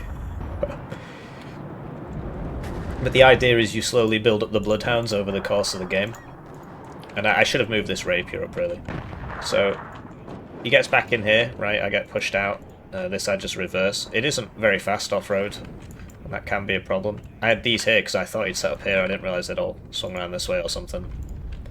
Smoked too late. Got Artie coming in here because that's where his own Artie, I think, was. Canberra Bomber again because he's overextending, so I hit him with the Canberra Bomber. I'm pretty sure he gets Eyehawks, maybe he doesn't. We send up the Hell Arm, right, and it's hard for him to do these pushes without air cover. It's basically impossible. So Harrier comes in, kills another CV. He's got 40% ECM, but there's a lot of stuff there. The Strike Eagle does get hit there. I do get hit, but we've won, right? And you can sort of see the tactics that were applied. You can play wide and you can play narrow, but not for very long. This guy, I believe, ends up getting blown up, but we have won, right? So. Just fast forward through the rest of this. Like, I actually end up coming back here and trying to attack this again because I've got a nice position here. So spoke a lot about not selling these transport helos so you can use them and then sell them when they get wounded or whatever. And so this is that happening in real time, so I send all these round here. I could have done a much better job of it, but I know that I saw that, right, and then I blow up all the AA as well with the arty and so on, right, send the camera bomber in for the stingers, right, and I get hit, but, you know, it's life, and you know, he's donezoed. He just can't do anything, right, whenever he tries to push those Milan 1s, MAGs, and Milan 2s. Right, and you know, if he concentrates his forces, then I just go around the sides, and that's the div. So, you know, more fighting, but I mean the game, it was pretty decisive, and we're pretty evenly matched players. His div is a lot worse than mine. So you see, he's ranked 33 at the moment. I think I'm ranked 6. Now we'll go into the next example. Right, so this is a game against Tomato Addicted, who was like rank 5 or 6 when I played against him. In the 2Y guide, which is linked in the description, we played against each other, and he was on a light div and I was on a heavy div, and he beat me. Right, so he's a very good player. He beat me last time we played. This time he's on a heavy div, I'm on a light div. He's on the bad side of Valley Duel. It's the bad side because I get these nice trees and he gets an open field. I get some fallback here, he doesn't really. I mean, I suppose he gets this. And over here, the road network makes it kind of hard for him to get in here. Over here is basically the same. I mean, I guess I get a house, which is nice, but, you know, it's neither here nor there, really. I mean, it doesn't matter too much if you're in the house or the forest. The cover bonus is the same, or at least the vision bonus is the same. So yeah, this is about even. This is slightly better for me because of the weird roads. Actually, no, it's a lot better for me because I get this and I can just shoot over there, and I get this and I can just shoot over there. So, and over here I get these trees. So I do have the advantages here. And you'll note, right, that he opened 2 jets because he was expecting me to do a helicopter thing, and I just didn't do it. And so he's massively behind on the opener because 1/3 of his starting income, right? 1/4 of his starting income was just on these 2 jets because he was expecting me to open SAS stuff and try and zoom in, and I just didn't do it. So it's very important. Just show up second with a bunch of Centurions. So I didn't realise this was empty. He's concentrating his forces, which is very smart.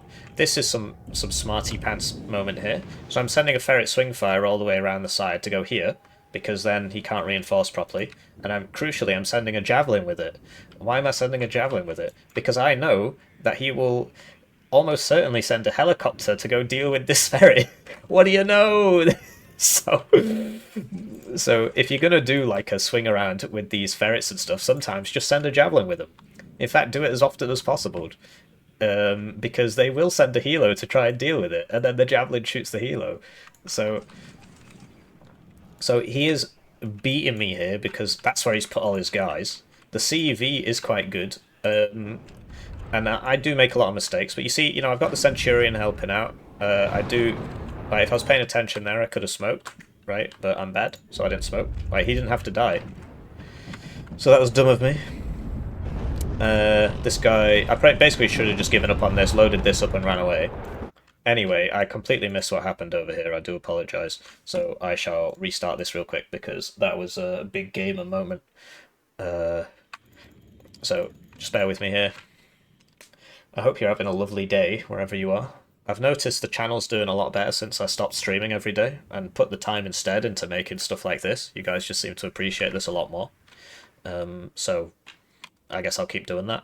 If there's something to stream, like a big Warno tournament, yeah, I'll be there. But this whole stream every day, here I am playing Age of Empires 4 again. Most people didn't really seem to like it. There was a dedicated audience that'd show up every day, but only like 20 people, and, you know, that's great. There's 20 times more people than I am a person, right? If there was a room full of 20 people, somebody did say this to me in the comment section. They said, look, if there was a room of at that time it was 30. If there was a room of 20 or 30 people watching you play, you know, you'd be hyped. Anyway, so he sends the Apache rocket, and I knew this was coming. So I've got this in the building that is covered, you'll notice, right? And I just send this deeper into the forest, so that I can maintain the cover, maintain the LOS. And so he flies right over me. At this range, my accuracy is super high. And at this range, he can't use his rockets because I'm too close. So then I immediately jump out of the building and hide behind the building, right? And then I jump back in because he turns around to shoot the swing fire. So I jump back in, which means he turns around to shoot the javelin again, because the rockets can shoot the swing fire, and the swing fire would die, right? But at this range, he's only using his gun, and I'm at this range, the accuracy is so high, and so I just immediately smack him. So we kill an Apache rocket, and then he sends the fighters in to strafe that building, so I moved buildings. And then I shoot at these as well, I don't hit, but, you know, that's so much value out of that, because now he can't reinforce this zone until he deals with this. so he's not having a great time. And then I hit one, so that means he's going to spend longer repairing. So this was very important, that you just send a javelin with it, and obviously the micro is something you just kind of learn through practice. So I saw, right, jets have 240 seconds autonomy. So I saw myself hit one, and I saw them evacing, and I was like, it's 4 minutes, they're out of fuel, they're going. So I immediately bought a bomber, thinking he's got no air cover. Now, because this guy's actually very good at the game, he was like, I need air cover or he will buy a bomber. So he bought an Eagle. And I was like, he might buy another fighter. So I bought a Tornado. Unfortunately, I didn't send it out fast enough. So I end up losing this Canberra.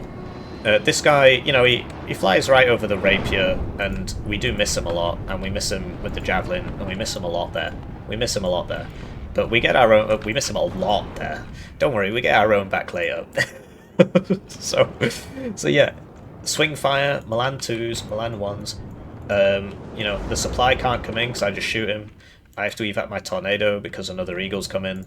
This thing, you know, it did manage to fire all 4 missiles, and you see his tank's getting the crap beaten out of him, and crucially, I've just seen, right, the Eagle here just evac'd, the Eagle here just evac'd, so not only has he just spent, like, 2 minutes of income just buying planes, they're now all down.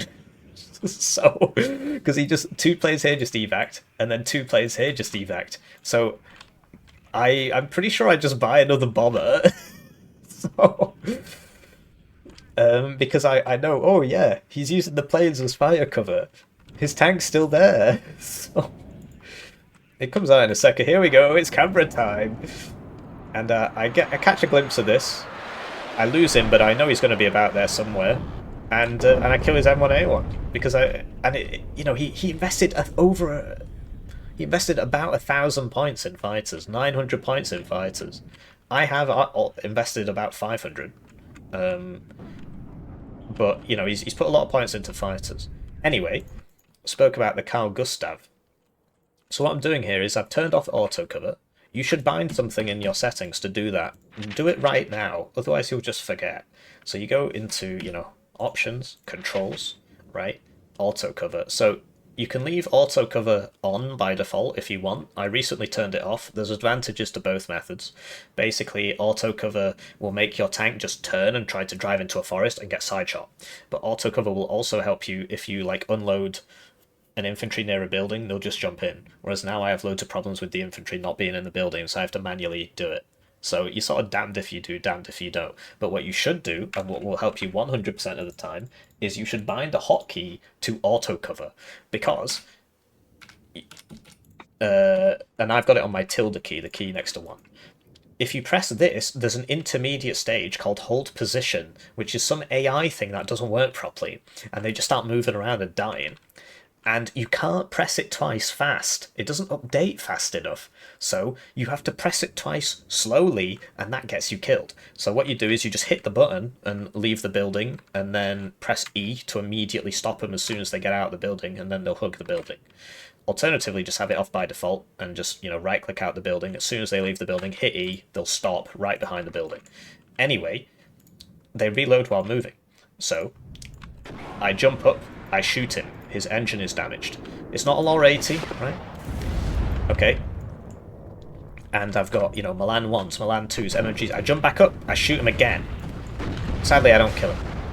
And then I just wait till it reloads. And then I just jump back in, and I shoot him again. Now, sadly, the auto-targeting targets the Bradley instead of the CEV. So, the big issue here, and then this one, I believe, misses. Yeah. I don't actually kill anyone. And that's because this thing has automatic targeting, and the automatic targeting is taken from Steel Division 2. And in Steel Division 2, if you fully suppress an enemy, they will not be able to shoot you. Obviously, in this case, they are routed, okay? But in Warno, you can be fully suppressed without being routed. And so it will just switch to another target because, well, if they can't shoot me, whatever. Whereas in Warno, if they're fully suppressed, they can still shoot. So you should try and confirm your kills. But the computer has the old targeting, which made sense at the time, right? Anyway, so I'm kind of throwing with these planes. I'm buying way too many. Like, I don't know if I had recovered from before or something, or if I just bought another one. Anyway, so I've got my double tornadoes out, and the Eagle, I believe I get him. Yeah. So he couldn't survive all those missiles. Over here, I was trying to put CVs in. I think he just missed me a little bit there. Or he might have got the CV and I just wasn't looking. Anyway, I believe this guy dies. I was going to say I believe he gets out, but no, there was a javelin there. And you see I've got the 2-vet bloodhounds coming in now. And he's hemorrhaging planes. He's bought way too many planes. You'll note that I actually had a game where I played third on this map, and I bought way too many planes. So that's interesting. Anyway, so I'm just... Like, once you take ground, MAG spam, Milan 1 spam, Milan 2 spam, and you come up here and you put them here as well, and then you just shoot them from every which direction. I think I get the... No, it's not out yet. And I'm just sort of pushing him everywhere because he's a narrow div. He can't deal with this at all. So this ferret swing fire, you know, we're up here again. He can't reinforce this zone until he kills this. I should have sent another javelin. I'm not sure what happened to the last one. He died to Summit. I believe the scout might have killed him. Wessex goes down. The Harrier. So he had 2 Phantoms up here and I didn't know about it.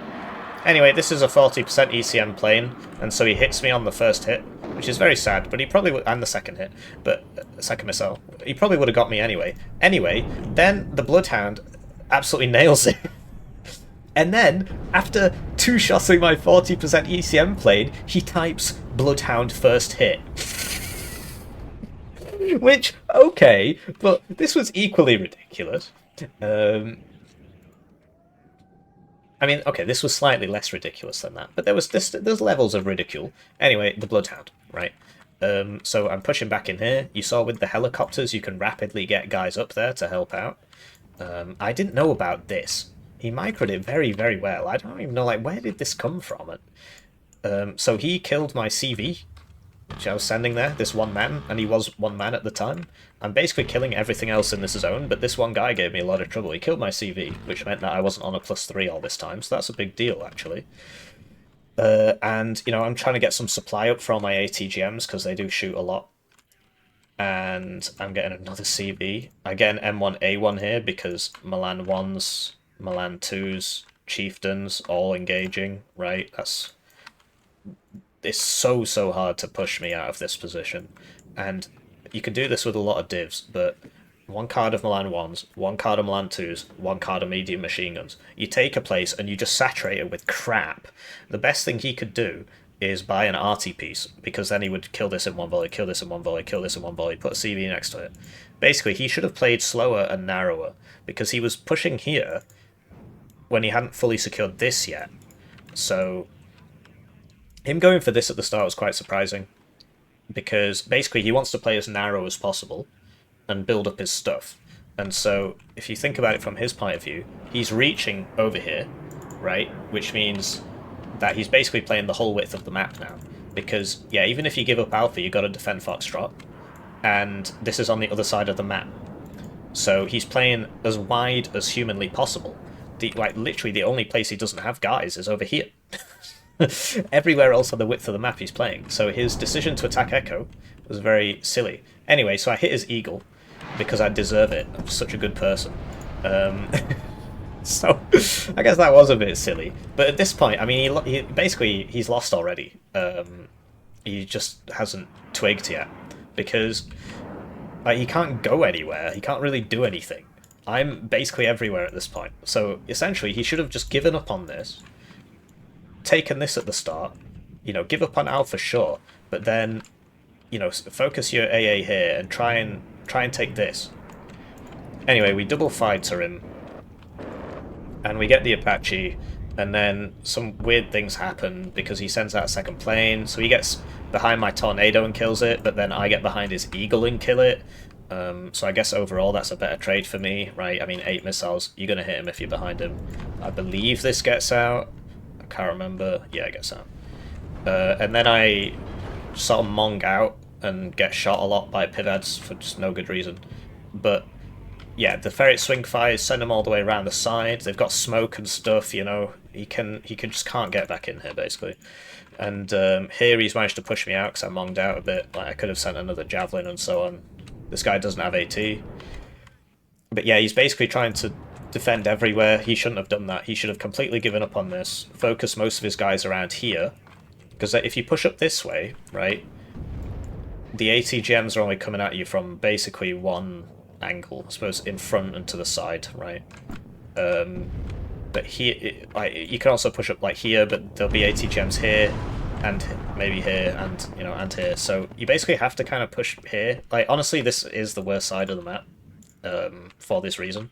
But with such a heavy div, he should not have gone for Echo at the start. He should have gone for Bravo, and that's why I didn't move forwards very fast here at the start. I was like, surely he's got loads of guys in there, but no, they all came over here. Because, yeah, he wants to play as narrow as possible, and I want to play as wide as possible, so he sort of played my game. But otherwise, it would always be a massive uphill struggle for him. So this guy, yeah, so I send forwards the transports, right? He gets a bomber on me, but he loses the plane for it. So you can only do that so many times. I use a camber on him because I know most of his fighters are down. Probably would have done it anyway. And you see, you just can't push because I've just got Eingerillion ATGMs everywhere. So, like, all the swing fires, I probably should have moved this forwards.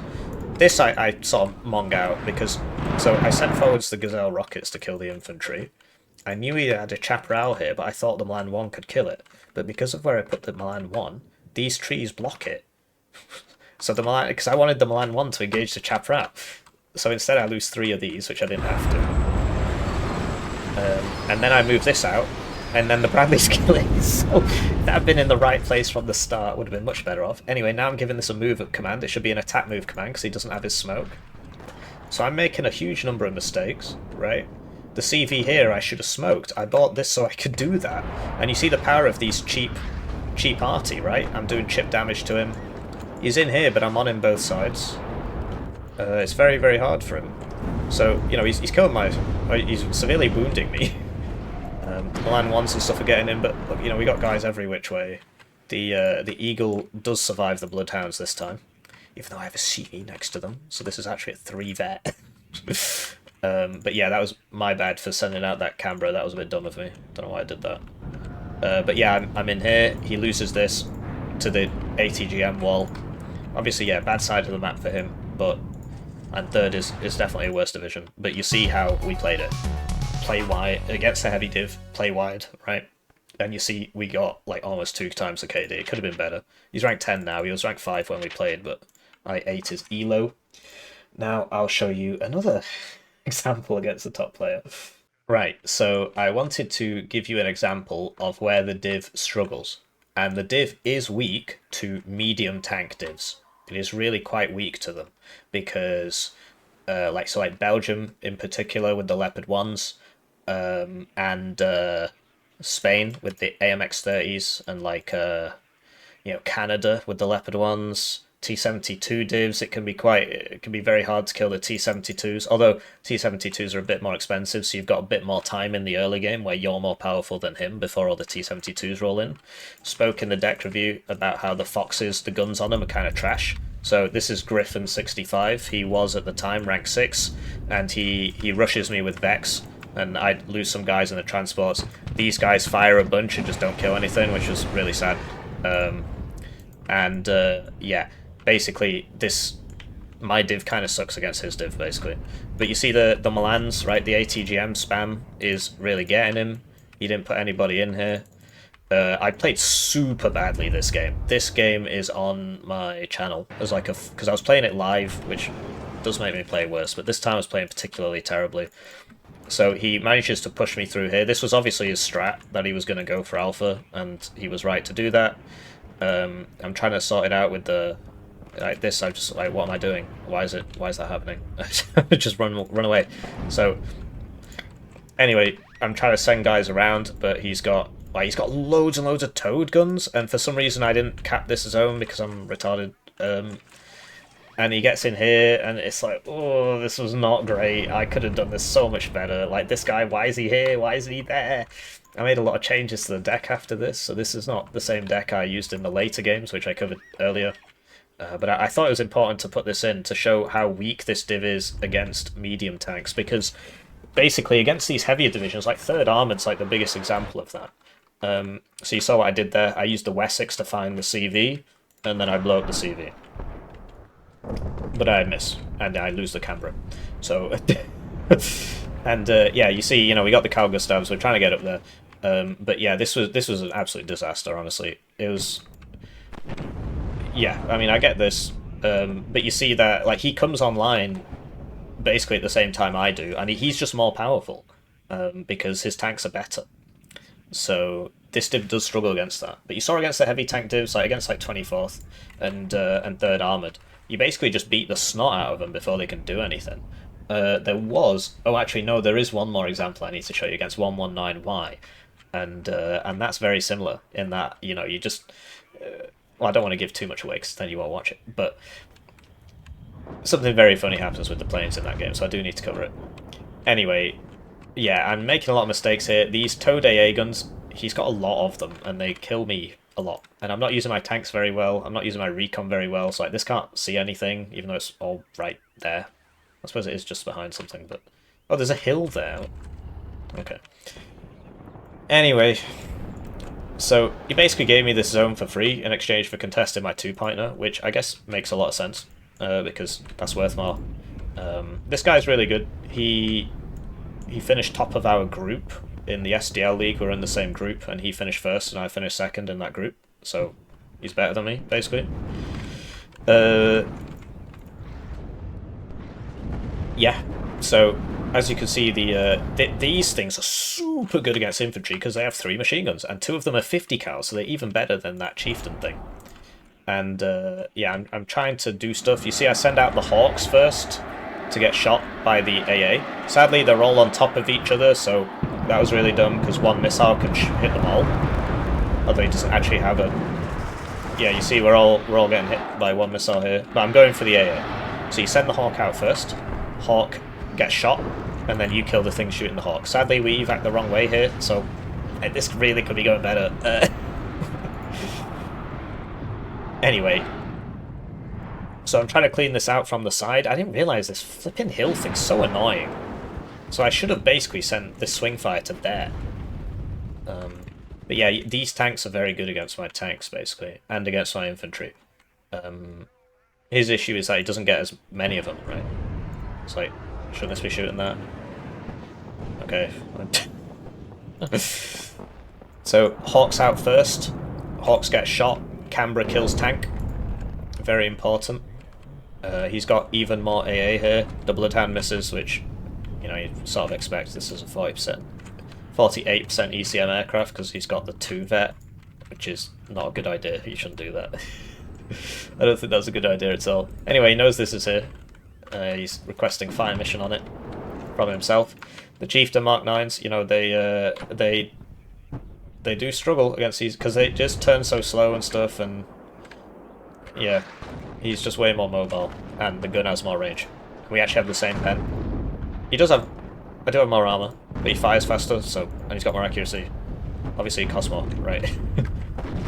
So you see, at that range, obviously, I'm going to whack him very close range there, and he was losing some health, missing some health. So that was basically just poor micro from him. I suppose, yeah, at closer ranges, the Chieftain one-shots and the other guy doesn't one-shot, so that's worth noting. But his tanks are better. But yeah, clearly there's a space for my tanks, right?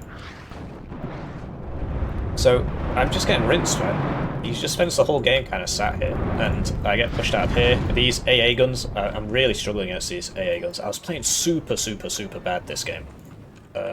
I keep trying to push here, and then like one AA gun in a forest kills me, so...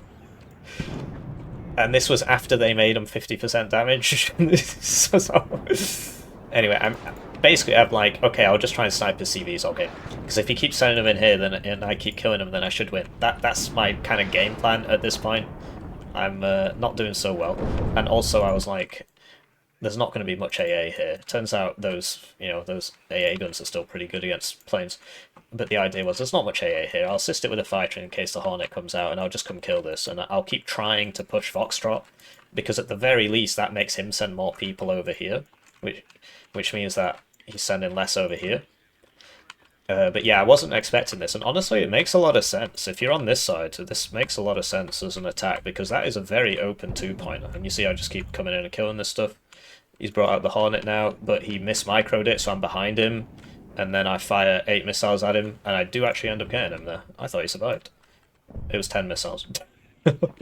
So that's why you don't 2-vet it, because if it's still RNG, and if you make a mistake, he made a mistake there. Basically, he should have turned into me, and then we both would have evac'd each other, most likely, and then we just both go our separate ways. But instead he turned away, or he wasn't paying attention, and then he fled. And so I got behind him, and now he's lost what he could have just bought another fighter with that fighter card, but now he's just lost that fighter and he can't replace it. I mean, he should have 2 cards, right? But you see the issue with bringing him at 2-vet. So unless you're better than me, don't bring him at 2-vet, and he is better than me, and he's still fucked up, so yeah, I'm sending the challenger forwards, and I was really hoping that I'd one-shot that. But yeah, I'm trying to get around this side here. The Milan 2s do one-shot these, which is important. But, he got me. And then this, I don't know, he could see me because he's got the good optics, I don't, and yeah, he's got this, which is exceptional optics, so yeah, no one really can see me. So, making a lot of mistakes. Now he's bringing up the smoke, so he can smoke, and get in that way. He's already replaced this, right? He got me there because of this exceptional optics thing. I'm focusing the AA, but I think he's either moved it slightly or I got that slightly wrong. Now you see he's smoking and moving, and you see what he's doing, right? Smoke, move, smoke, move. Yeah, I mean, so that's so I can't counter battery him. But it still does 2 volleys before it does the next order, so you can still counter battery it, it's just harder. So I'm trying to get this guy, but I know there's going to be 10 Guerrillion AA here, because he knows that I have to arty that, and I have lower ATs, right? But, Cargo stabs are alright, but I just can't get anywhere, because fucking whatever. So I'm trying to... okay. So sending the Harrier cluster, it's 40% ECM, so you'd expect to get the payload off, and he hits me with the first hit and the second hit, so much for 40% ECM. And these are rolling 2s, by the way, but I'm pretty close, so the accuracy is pretty high, and we kill the CV. And I've got more planes than he's got CVs, I think. If you include the Hawks, I definitely do. So we get that, and then it'll be, we await the next thing. Honestly, I should have played more around this, and, get like a ferret back here, and just kill the thing, right? Why not? They're super fast, they go through the forest super fast. I played so badly this game. Still trying to push here, but look how much crap he's put there. And that's great, because that means it's not here, and it's not here. So you do want to play wide as this div, as wide as humanly possible. The M110's better than the AS90, but -2 per card. But my slot's 2.6. Yeah, I prefer his arty, basically. So smoke comes out again, and you see he's moving it every time after it shoots, so that I can't counter battery it. This is out of rounds because I'm bad. Honestly, I played this game like live, right? It's on a video where I'm playing while I'm recording, and I think you should watch it. I think it's very, very funny, but it is a good example of HDR gaming. And this, like, Saop runs in and just immediately dies because he's even got this and this. Like, it's crazy. The way he builds his div is very strange, but it seems to be working. So MAG obviously not going to beat Vec 25, so I'm not sure why that's... Yeah, I'm trying to send the Centurion, but like, why isn't this guy retreating? So I've sent in the Centurions, right? The RT's going on the mortar, but he's moving it after every volley, so I'm missing him, right? So that's obviously bad. The Centurions are decent armor, right? This is basically an AT4. The range has gone up now. It's basically an AT4. The Zappadors are nice. They come at like a really good vet curve. You get 7 at 1 vet because they don't have a machine gun and they've just got bad SMGs, so it makes sense. Anyway, so now I'm smoking this. If he's going to smoke my corner and run in, I'm going to smoke his corner and run in. So I run in, and I thought there'd be no CV in here, but I was wrong. So this was bad. I'm pretty sure this just dies.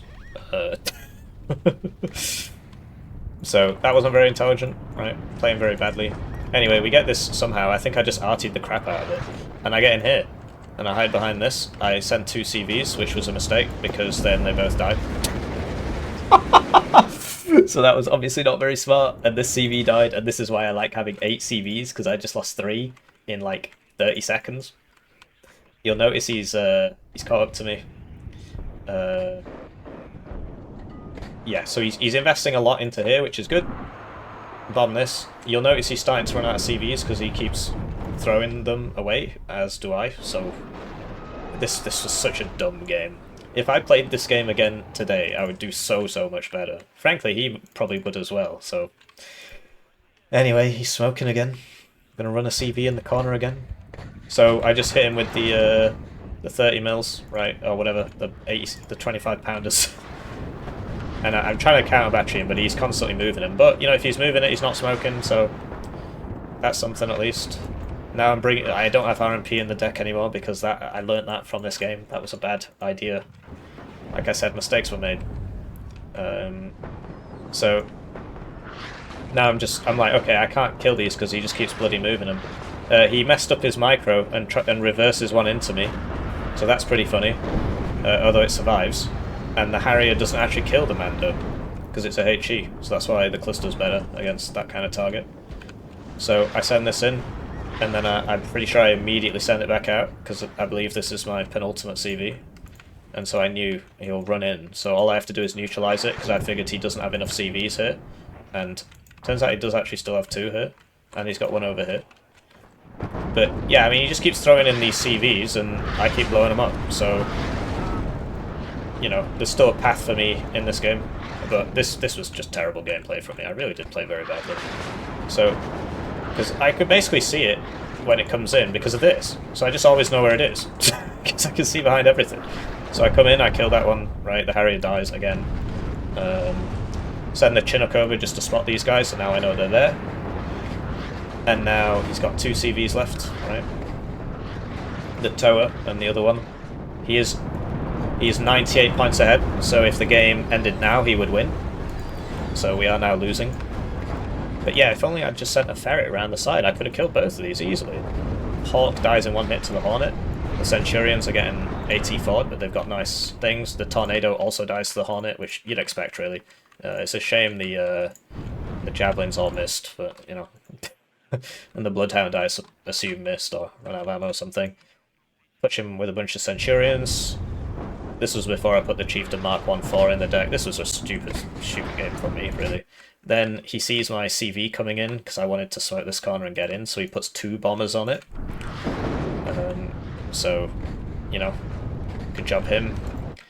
I'm just still trying to kill this infantry at the edge, because I know his AA can't really reach me there, because it's rolling 2s. Yeah, so I'm, you know, getting the Centurions up, the Earlicans keep killing me.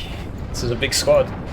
I'm just 5 million RT attack. I've still got a rover left because this was the one with my CVs. So I guess I had 3 before I lost that one. Now I have 2. And the Toa, you know, he's sending it back in again. And I saw this, right, but I knew it was a Zappadors. So I knew it couldn't kill me, so I stopped and then I just went back in. So the Tornado evacs the AT, but the AT kills me, gets one of these chieftains here, gets that Toa in there, but he doesn't know this is here, so I can actually see it. So I can't see it right now, but then I can see him with this. He didn't know about that, so I use a rover on that, but he gets it with the AMX, right? The Toa I RT with the AS90s, right? And so I get that. And now he's got 1 CV left, and it's this. He drove it past this, and it side shot it, so it's got 1 HP. And yeah, it's going very badly for me. Basically, everybody's dead because I kept overextending to push him out of here. Basically, I just took massive losses. But I knew that there was one CV coming over here, and I was like, hopefully that's the last one. So I just send out all the helos to just find this CV. I've got the fighters out to evac all his fighters and stuff. Send out the transport helos. You see, I'm taking just gigantic losses. Sending the Wessex out to find the Mando. Canberra comes in.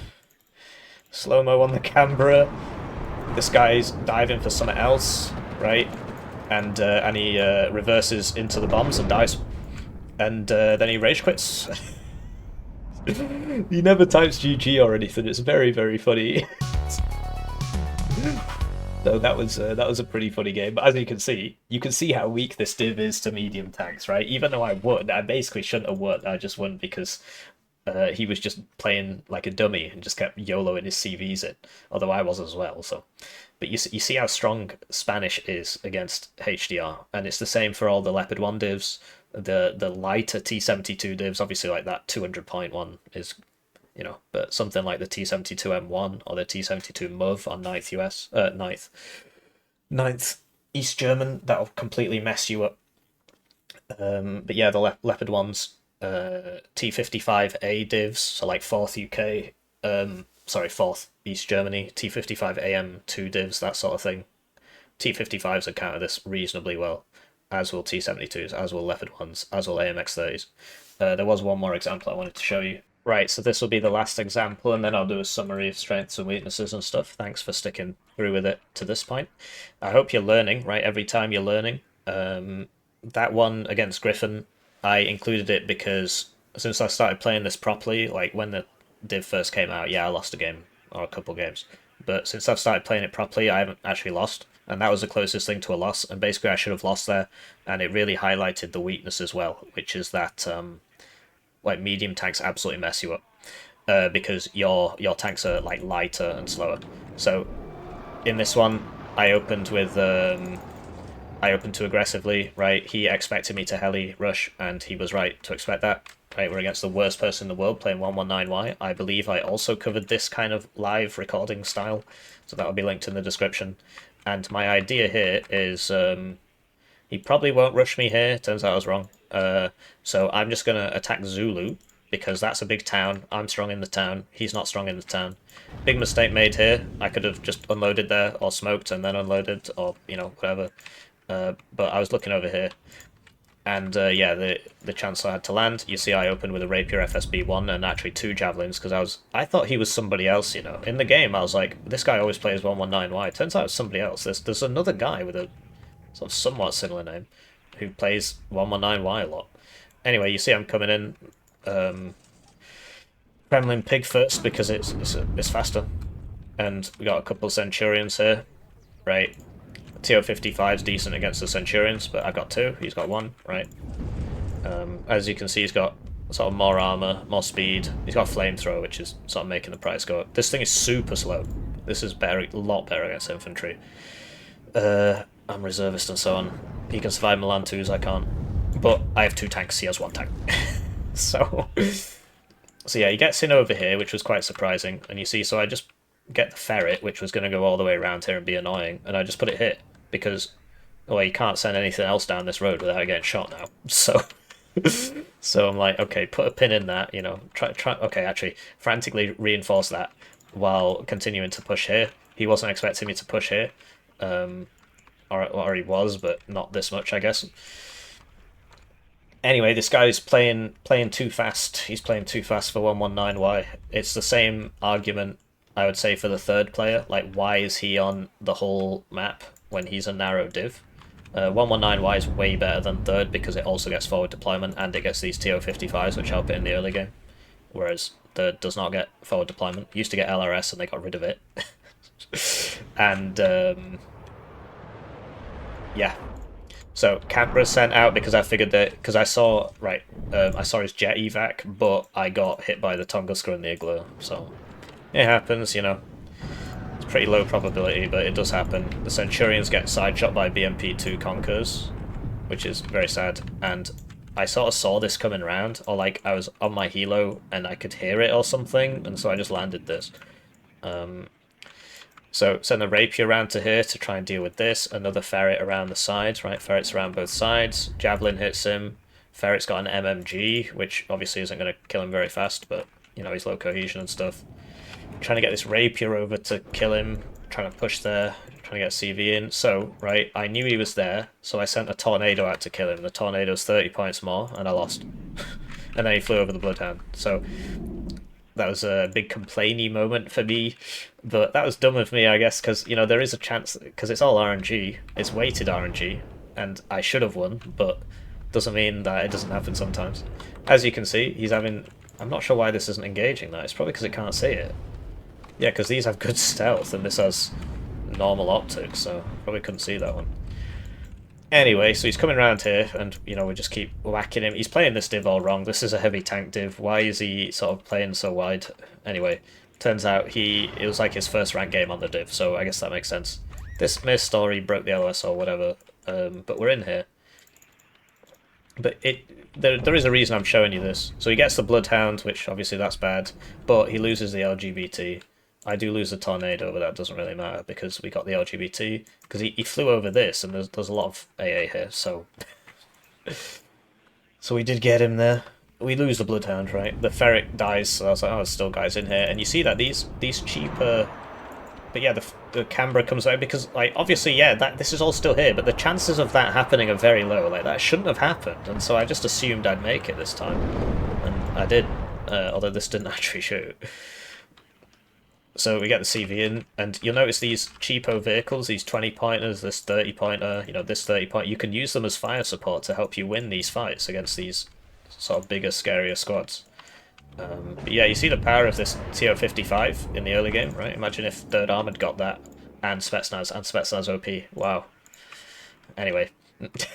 119-wise and S-tier div, it's pretty crazy. Yeah. So Canberra comes back in, and I don't know, I thought the Igloo was still there. I got the TO-55. Do evac this, the Rapier I could have unloaded. Does miss me twice there, but I think he wouldn't be in range, because he's only got 2 missiles, so unless he hit twice. Anyway, that's what I was hoping for. I was hoping he'd send a CV this way, and he did, and the Swing Fighter killed it, because it's good, even though the accuracy's not great. Although this, you know, it's got 2 vet, but that's because it killed it. Anyway, these T-80Us are a really big problem for me. My tanks cannot kill those. My ATGMs can only kill him if he messes up. And so, so he sent an SU-27 over here, and there's a lot of AA here, so that died, right? Well, this was loaded, right? So it doesn't count. And you see they're all getting a lot of vet from killing stuff. And okay, Terrier Scout should lose to Spetsnaz Gru. And the Rocket 3 gets hit by this Javelin, right? So Terrier Scout should lose to Spetsnaz Gru. But I believe I do some noticing and I start sending in the Rover Yeo men and stuff, and yeah, look, I send all these around. This I should have smoked, or maybe it had already done it. This gets its own smoke, super useful. MiG-29, I'm not sure why he keeps sending them over here, but air-mobile Terriers get absolutely lit up, which is a big shame, because if I'd just waited a few seconds longer, I could have got this Rapier there. But anyway, you'll see the Terrier Scouts didn't die because, and now this guy's going to die because this has an MMG, these have 2 MMGs, this has an MMG. And so MMGs on vehicles are actually pretty useful. You get what you pay for, basically. They're obviously not as good as a HMG. And you see, you know, we're hiding behind the buildings, and the Javelins, you know, we'll get him eventually, basically. So we're on a cheeky +3, and it's because he tried to play way too wide with his heavy tank division. Like 119Y, because of the forward deployment and the Razvedka BMP-2Ds and the, you know, nice fighters and the TO-55s, you can sort of get away with playing it wrong and still win. Whereas Third Armored, you try playing that too fast, you just die. Because you don't have these get out of jail free cards, right? Anyway, there was a reason I wanted to show you this. So you see he's stacking the T-80Us, right? And I can't kill him. I just can't kill him. So we get, you know, he's trying to push through here, and so we get, you know, ATGM on this side. Obviously it's died now. ATGM on this side. Try and get some ATGMs in here. Because, you know, he's pushing over an open field, so we're just going to ATGM him to death, right? This guy is defended by the MAGs and so on, and the Milan ones. Like I said, I turned off auto cover recently, so I'm suffering a bit.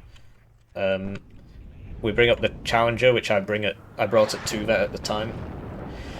And the T80Us, right? The T80Us. So basically, I'm waiting for this fighter to go away, and I'm trying to kill his AA. So I know about this Tunguska. I'm trying to kill that. I'm trying to use the RT on it, use the ATGMs to just sort of, you know, slow him down. This is obviously bad. I needed a regular squad there. He RTs me. That's fair enough, really. He's going to get in here, which will stop the tick. So, yeah, and the later this goes on, the better he gets compared to me. The weaker I get, the stronger he gets, so I can see why he's not resigning. Yeah, you see the, like, light tank plus swing fire, light tank plus swing fire, light tank plus swing fire, and, you know, these don't have AT, so, well, I'll just shoot you. These AS-90s are great against repairers and stuff, but I use it against the BMP-1, and he didn't notice immediately, so he lost it. And that was 3 javelins, a rapier, so, you know.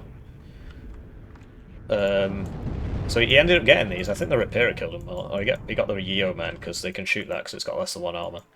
Still trying to sort out that Tunguska. And, you know, his heavy tanks, like I said, big problem. Did have to reinforce over here because he was, like, slow walking these repairers up to me. We see this CV as well because of these Terry Scouts. Sadly, that one just don't manage it in time. MAG should beat repairer because I'm in a building and, you know, but there's T8Us here, right? He's getting another T8U. He's getting more T8Us. It's coming, wait for it. So the other thing is, oh no, I've been pushed out here. I can helo drop people, right? And I can helo drop him here. I can helo drop him here. You know, I helo dropped a guy here. That's this Air Mobile Terriers, which are now trying to kill that Tunguska. Looks like it survives though, for now. Yeah, the enemy fighter's gone down. You see, my tank can't really deal with him at all. I got bailed out on my 2-vet Challenger. And yeah, we smoke the corner and get in, right. He sends out some more fighters. Ah, okay, so this was on purpose. The reason I sent, because my transports, I don't sell them. I hope you've learnt this. I saw this Spetsnaz grew, and I was like, I'll send the transport helos over there, like the Wessex, the Chancellor. Okay, whatever. The Chancellor, the Wessex, the A90 rocket, to shoot that. And hopefully he sends a jet to come kill me, because I have so much AA here, it's unreal. So I was hoping he would send the jets. So he sends the jets, and the jets all die, because I have Ein Gorillion AA. The Bloodhound does its absolute best to destroy the scenery. These things, super good at smoke, don't bother resupplying them, because of what we spoke about in the deck review. So he's just lost 2 fighters, right? He's got all these juicy tanks out in the open. Can probably tell what's going to happen next, right? The Canberras, the Harrier. The Harrier should really be in front, because it's got the higher ECM, but the Canberras are faster. And here are all 4 of your T80UDs, right? There goes one, there goes a second one, there goes a third one, and with that, you know, the game's over, right? Because, like, what can he do now? He's just lost all his tanks, right? This isn't really going to work because I get more infantry than him, and he resigns. So that was another thing I wanted to show you, is that against these kind of heavy tanks that you can't kill, don't waste your air. Keep killing his AA, keep killing his fighters, keep killing his AA, keep killing his fighters. Eventually, right, if he's a heavy tank div, he's going to have to come to you because you should already be in the zone. And so sooner or later he's going to overextend, and when he does, I should have sent a Hawk out first, or 2 Hawks, or even 3 Hawks out first to just get shot. And right behind that, the Canberras and the Harriers. So, in summary, right, I've got some strengths and weaknesses here, right, so I'll just show you my notes. I hope you enjoyed this guide. Do fill out the poll. Which division do you want to see next, right? Whichever one wins, I'll try and cover next, right? And I showed you 6 examples, right? And each one had a point. So Hippie versus Susor was the 1 rocket heli winning an entire opener. Hippie versus MRE Enjoyer was the Chieftain Mark 1-4s, right? And the Milan 1s, knowing that he only has max 2 front armor, and the Chieftain Mark 1-4s will one-shot that, and they're super good against infantry, right? So you saw that. Hippie versus Integer, you saw that he he opened with an eagle and a bunch of helos because he was expecting me to open with the helicopters, and so he just lost a bunch of points there. Same with the tomato one, right? Against the worst person in the world, you saw the bombers coming in to kill the TATUs, and against Griffin, you saw how weak this div is against Leopard ones. So yeah, the strengths are it's good versus late game divisions, and it's good versus airborne divisions. So because against airborne divisions, they get there first. You show up like minute one with just a bunch of tanks that they usually can't one shot, and then you just slowly attrit them. And they can't use their hypermobility against you that much, like going around the sides, because you can also go around the sides. Against late game divisions, it's kind of the same thing, where it's like, okay, so 119Y gets airborne forward deployment. There's a few late game divs like that, like 4th Dutch gets that, 5th Panzer gets that. That's about it for the sort of, 2Y doesn't, right? That's about it for the late game divs. And so but there's a window of time before they get all their heavy tanks where you just have this freedom to just play super wide and just ATGM spam the crap out of them, take a zone, and then just fill it with Milan 1s, Milan 2s, swing fires, and MAGs, chieftains behind corners, roll out, shoot him, go back. And it's very, very hard for them to deal with it. Um, and it's got good air spam, but don't send them out too early because they'll all die, and then you won't have anything. Save them for when you need them, like in this game here. Good infantry and good ATGM carries. The ferret swing fires are very nice. Sadly, it's only one card. The weaknesses are no proper forward deployment, so you got to be like, this is a difficult div to play well, because not only do you not have enough units, not only do you have absolutely loads of units, but one of the reasons they're good is because all these cheap units get smoke, like the Kremlin pig gets smoke, the ferret swing fire gets smoke, the rifles patrol get smoke, the CV guys get smoke, the Centurion tanks and the Chieftain tanks all get smoke, and the Challenger tank gets smoke. Everybody's getting smoke. And so you need to be very good at the game to use this effectively, and that ties in with the no forward deployment, because against the airborne divs, and even against these like heavy tank divs that also get airborne forward deployment, you're gonna struggle because they're gonna get there first.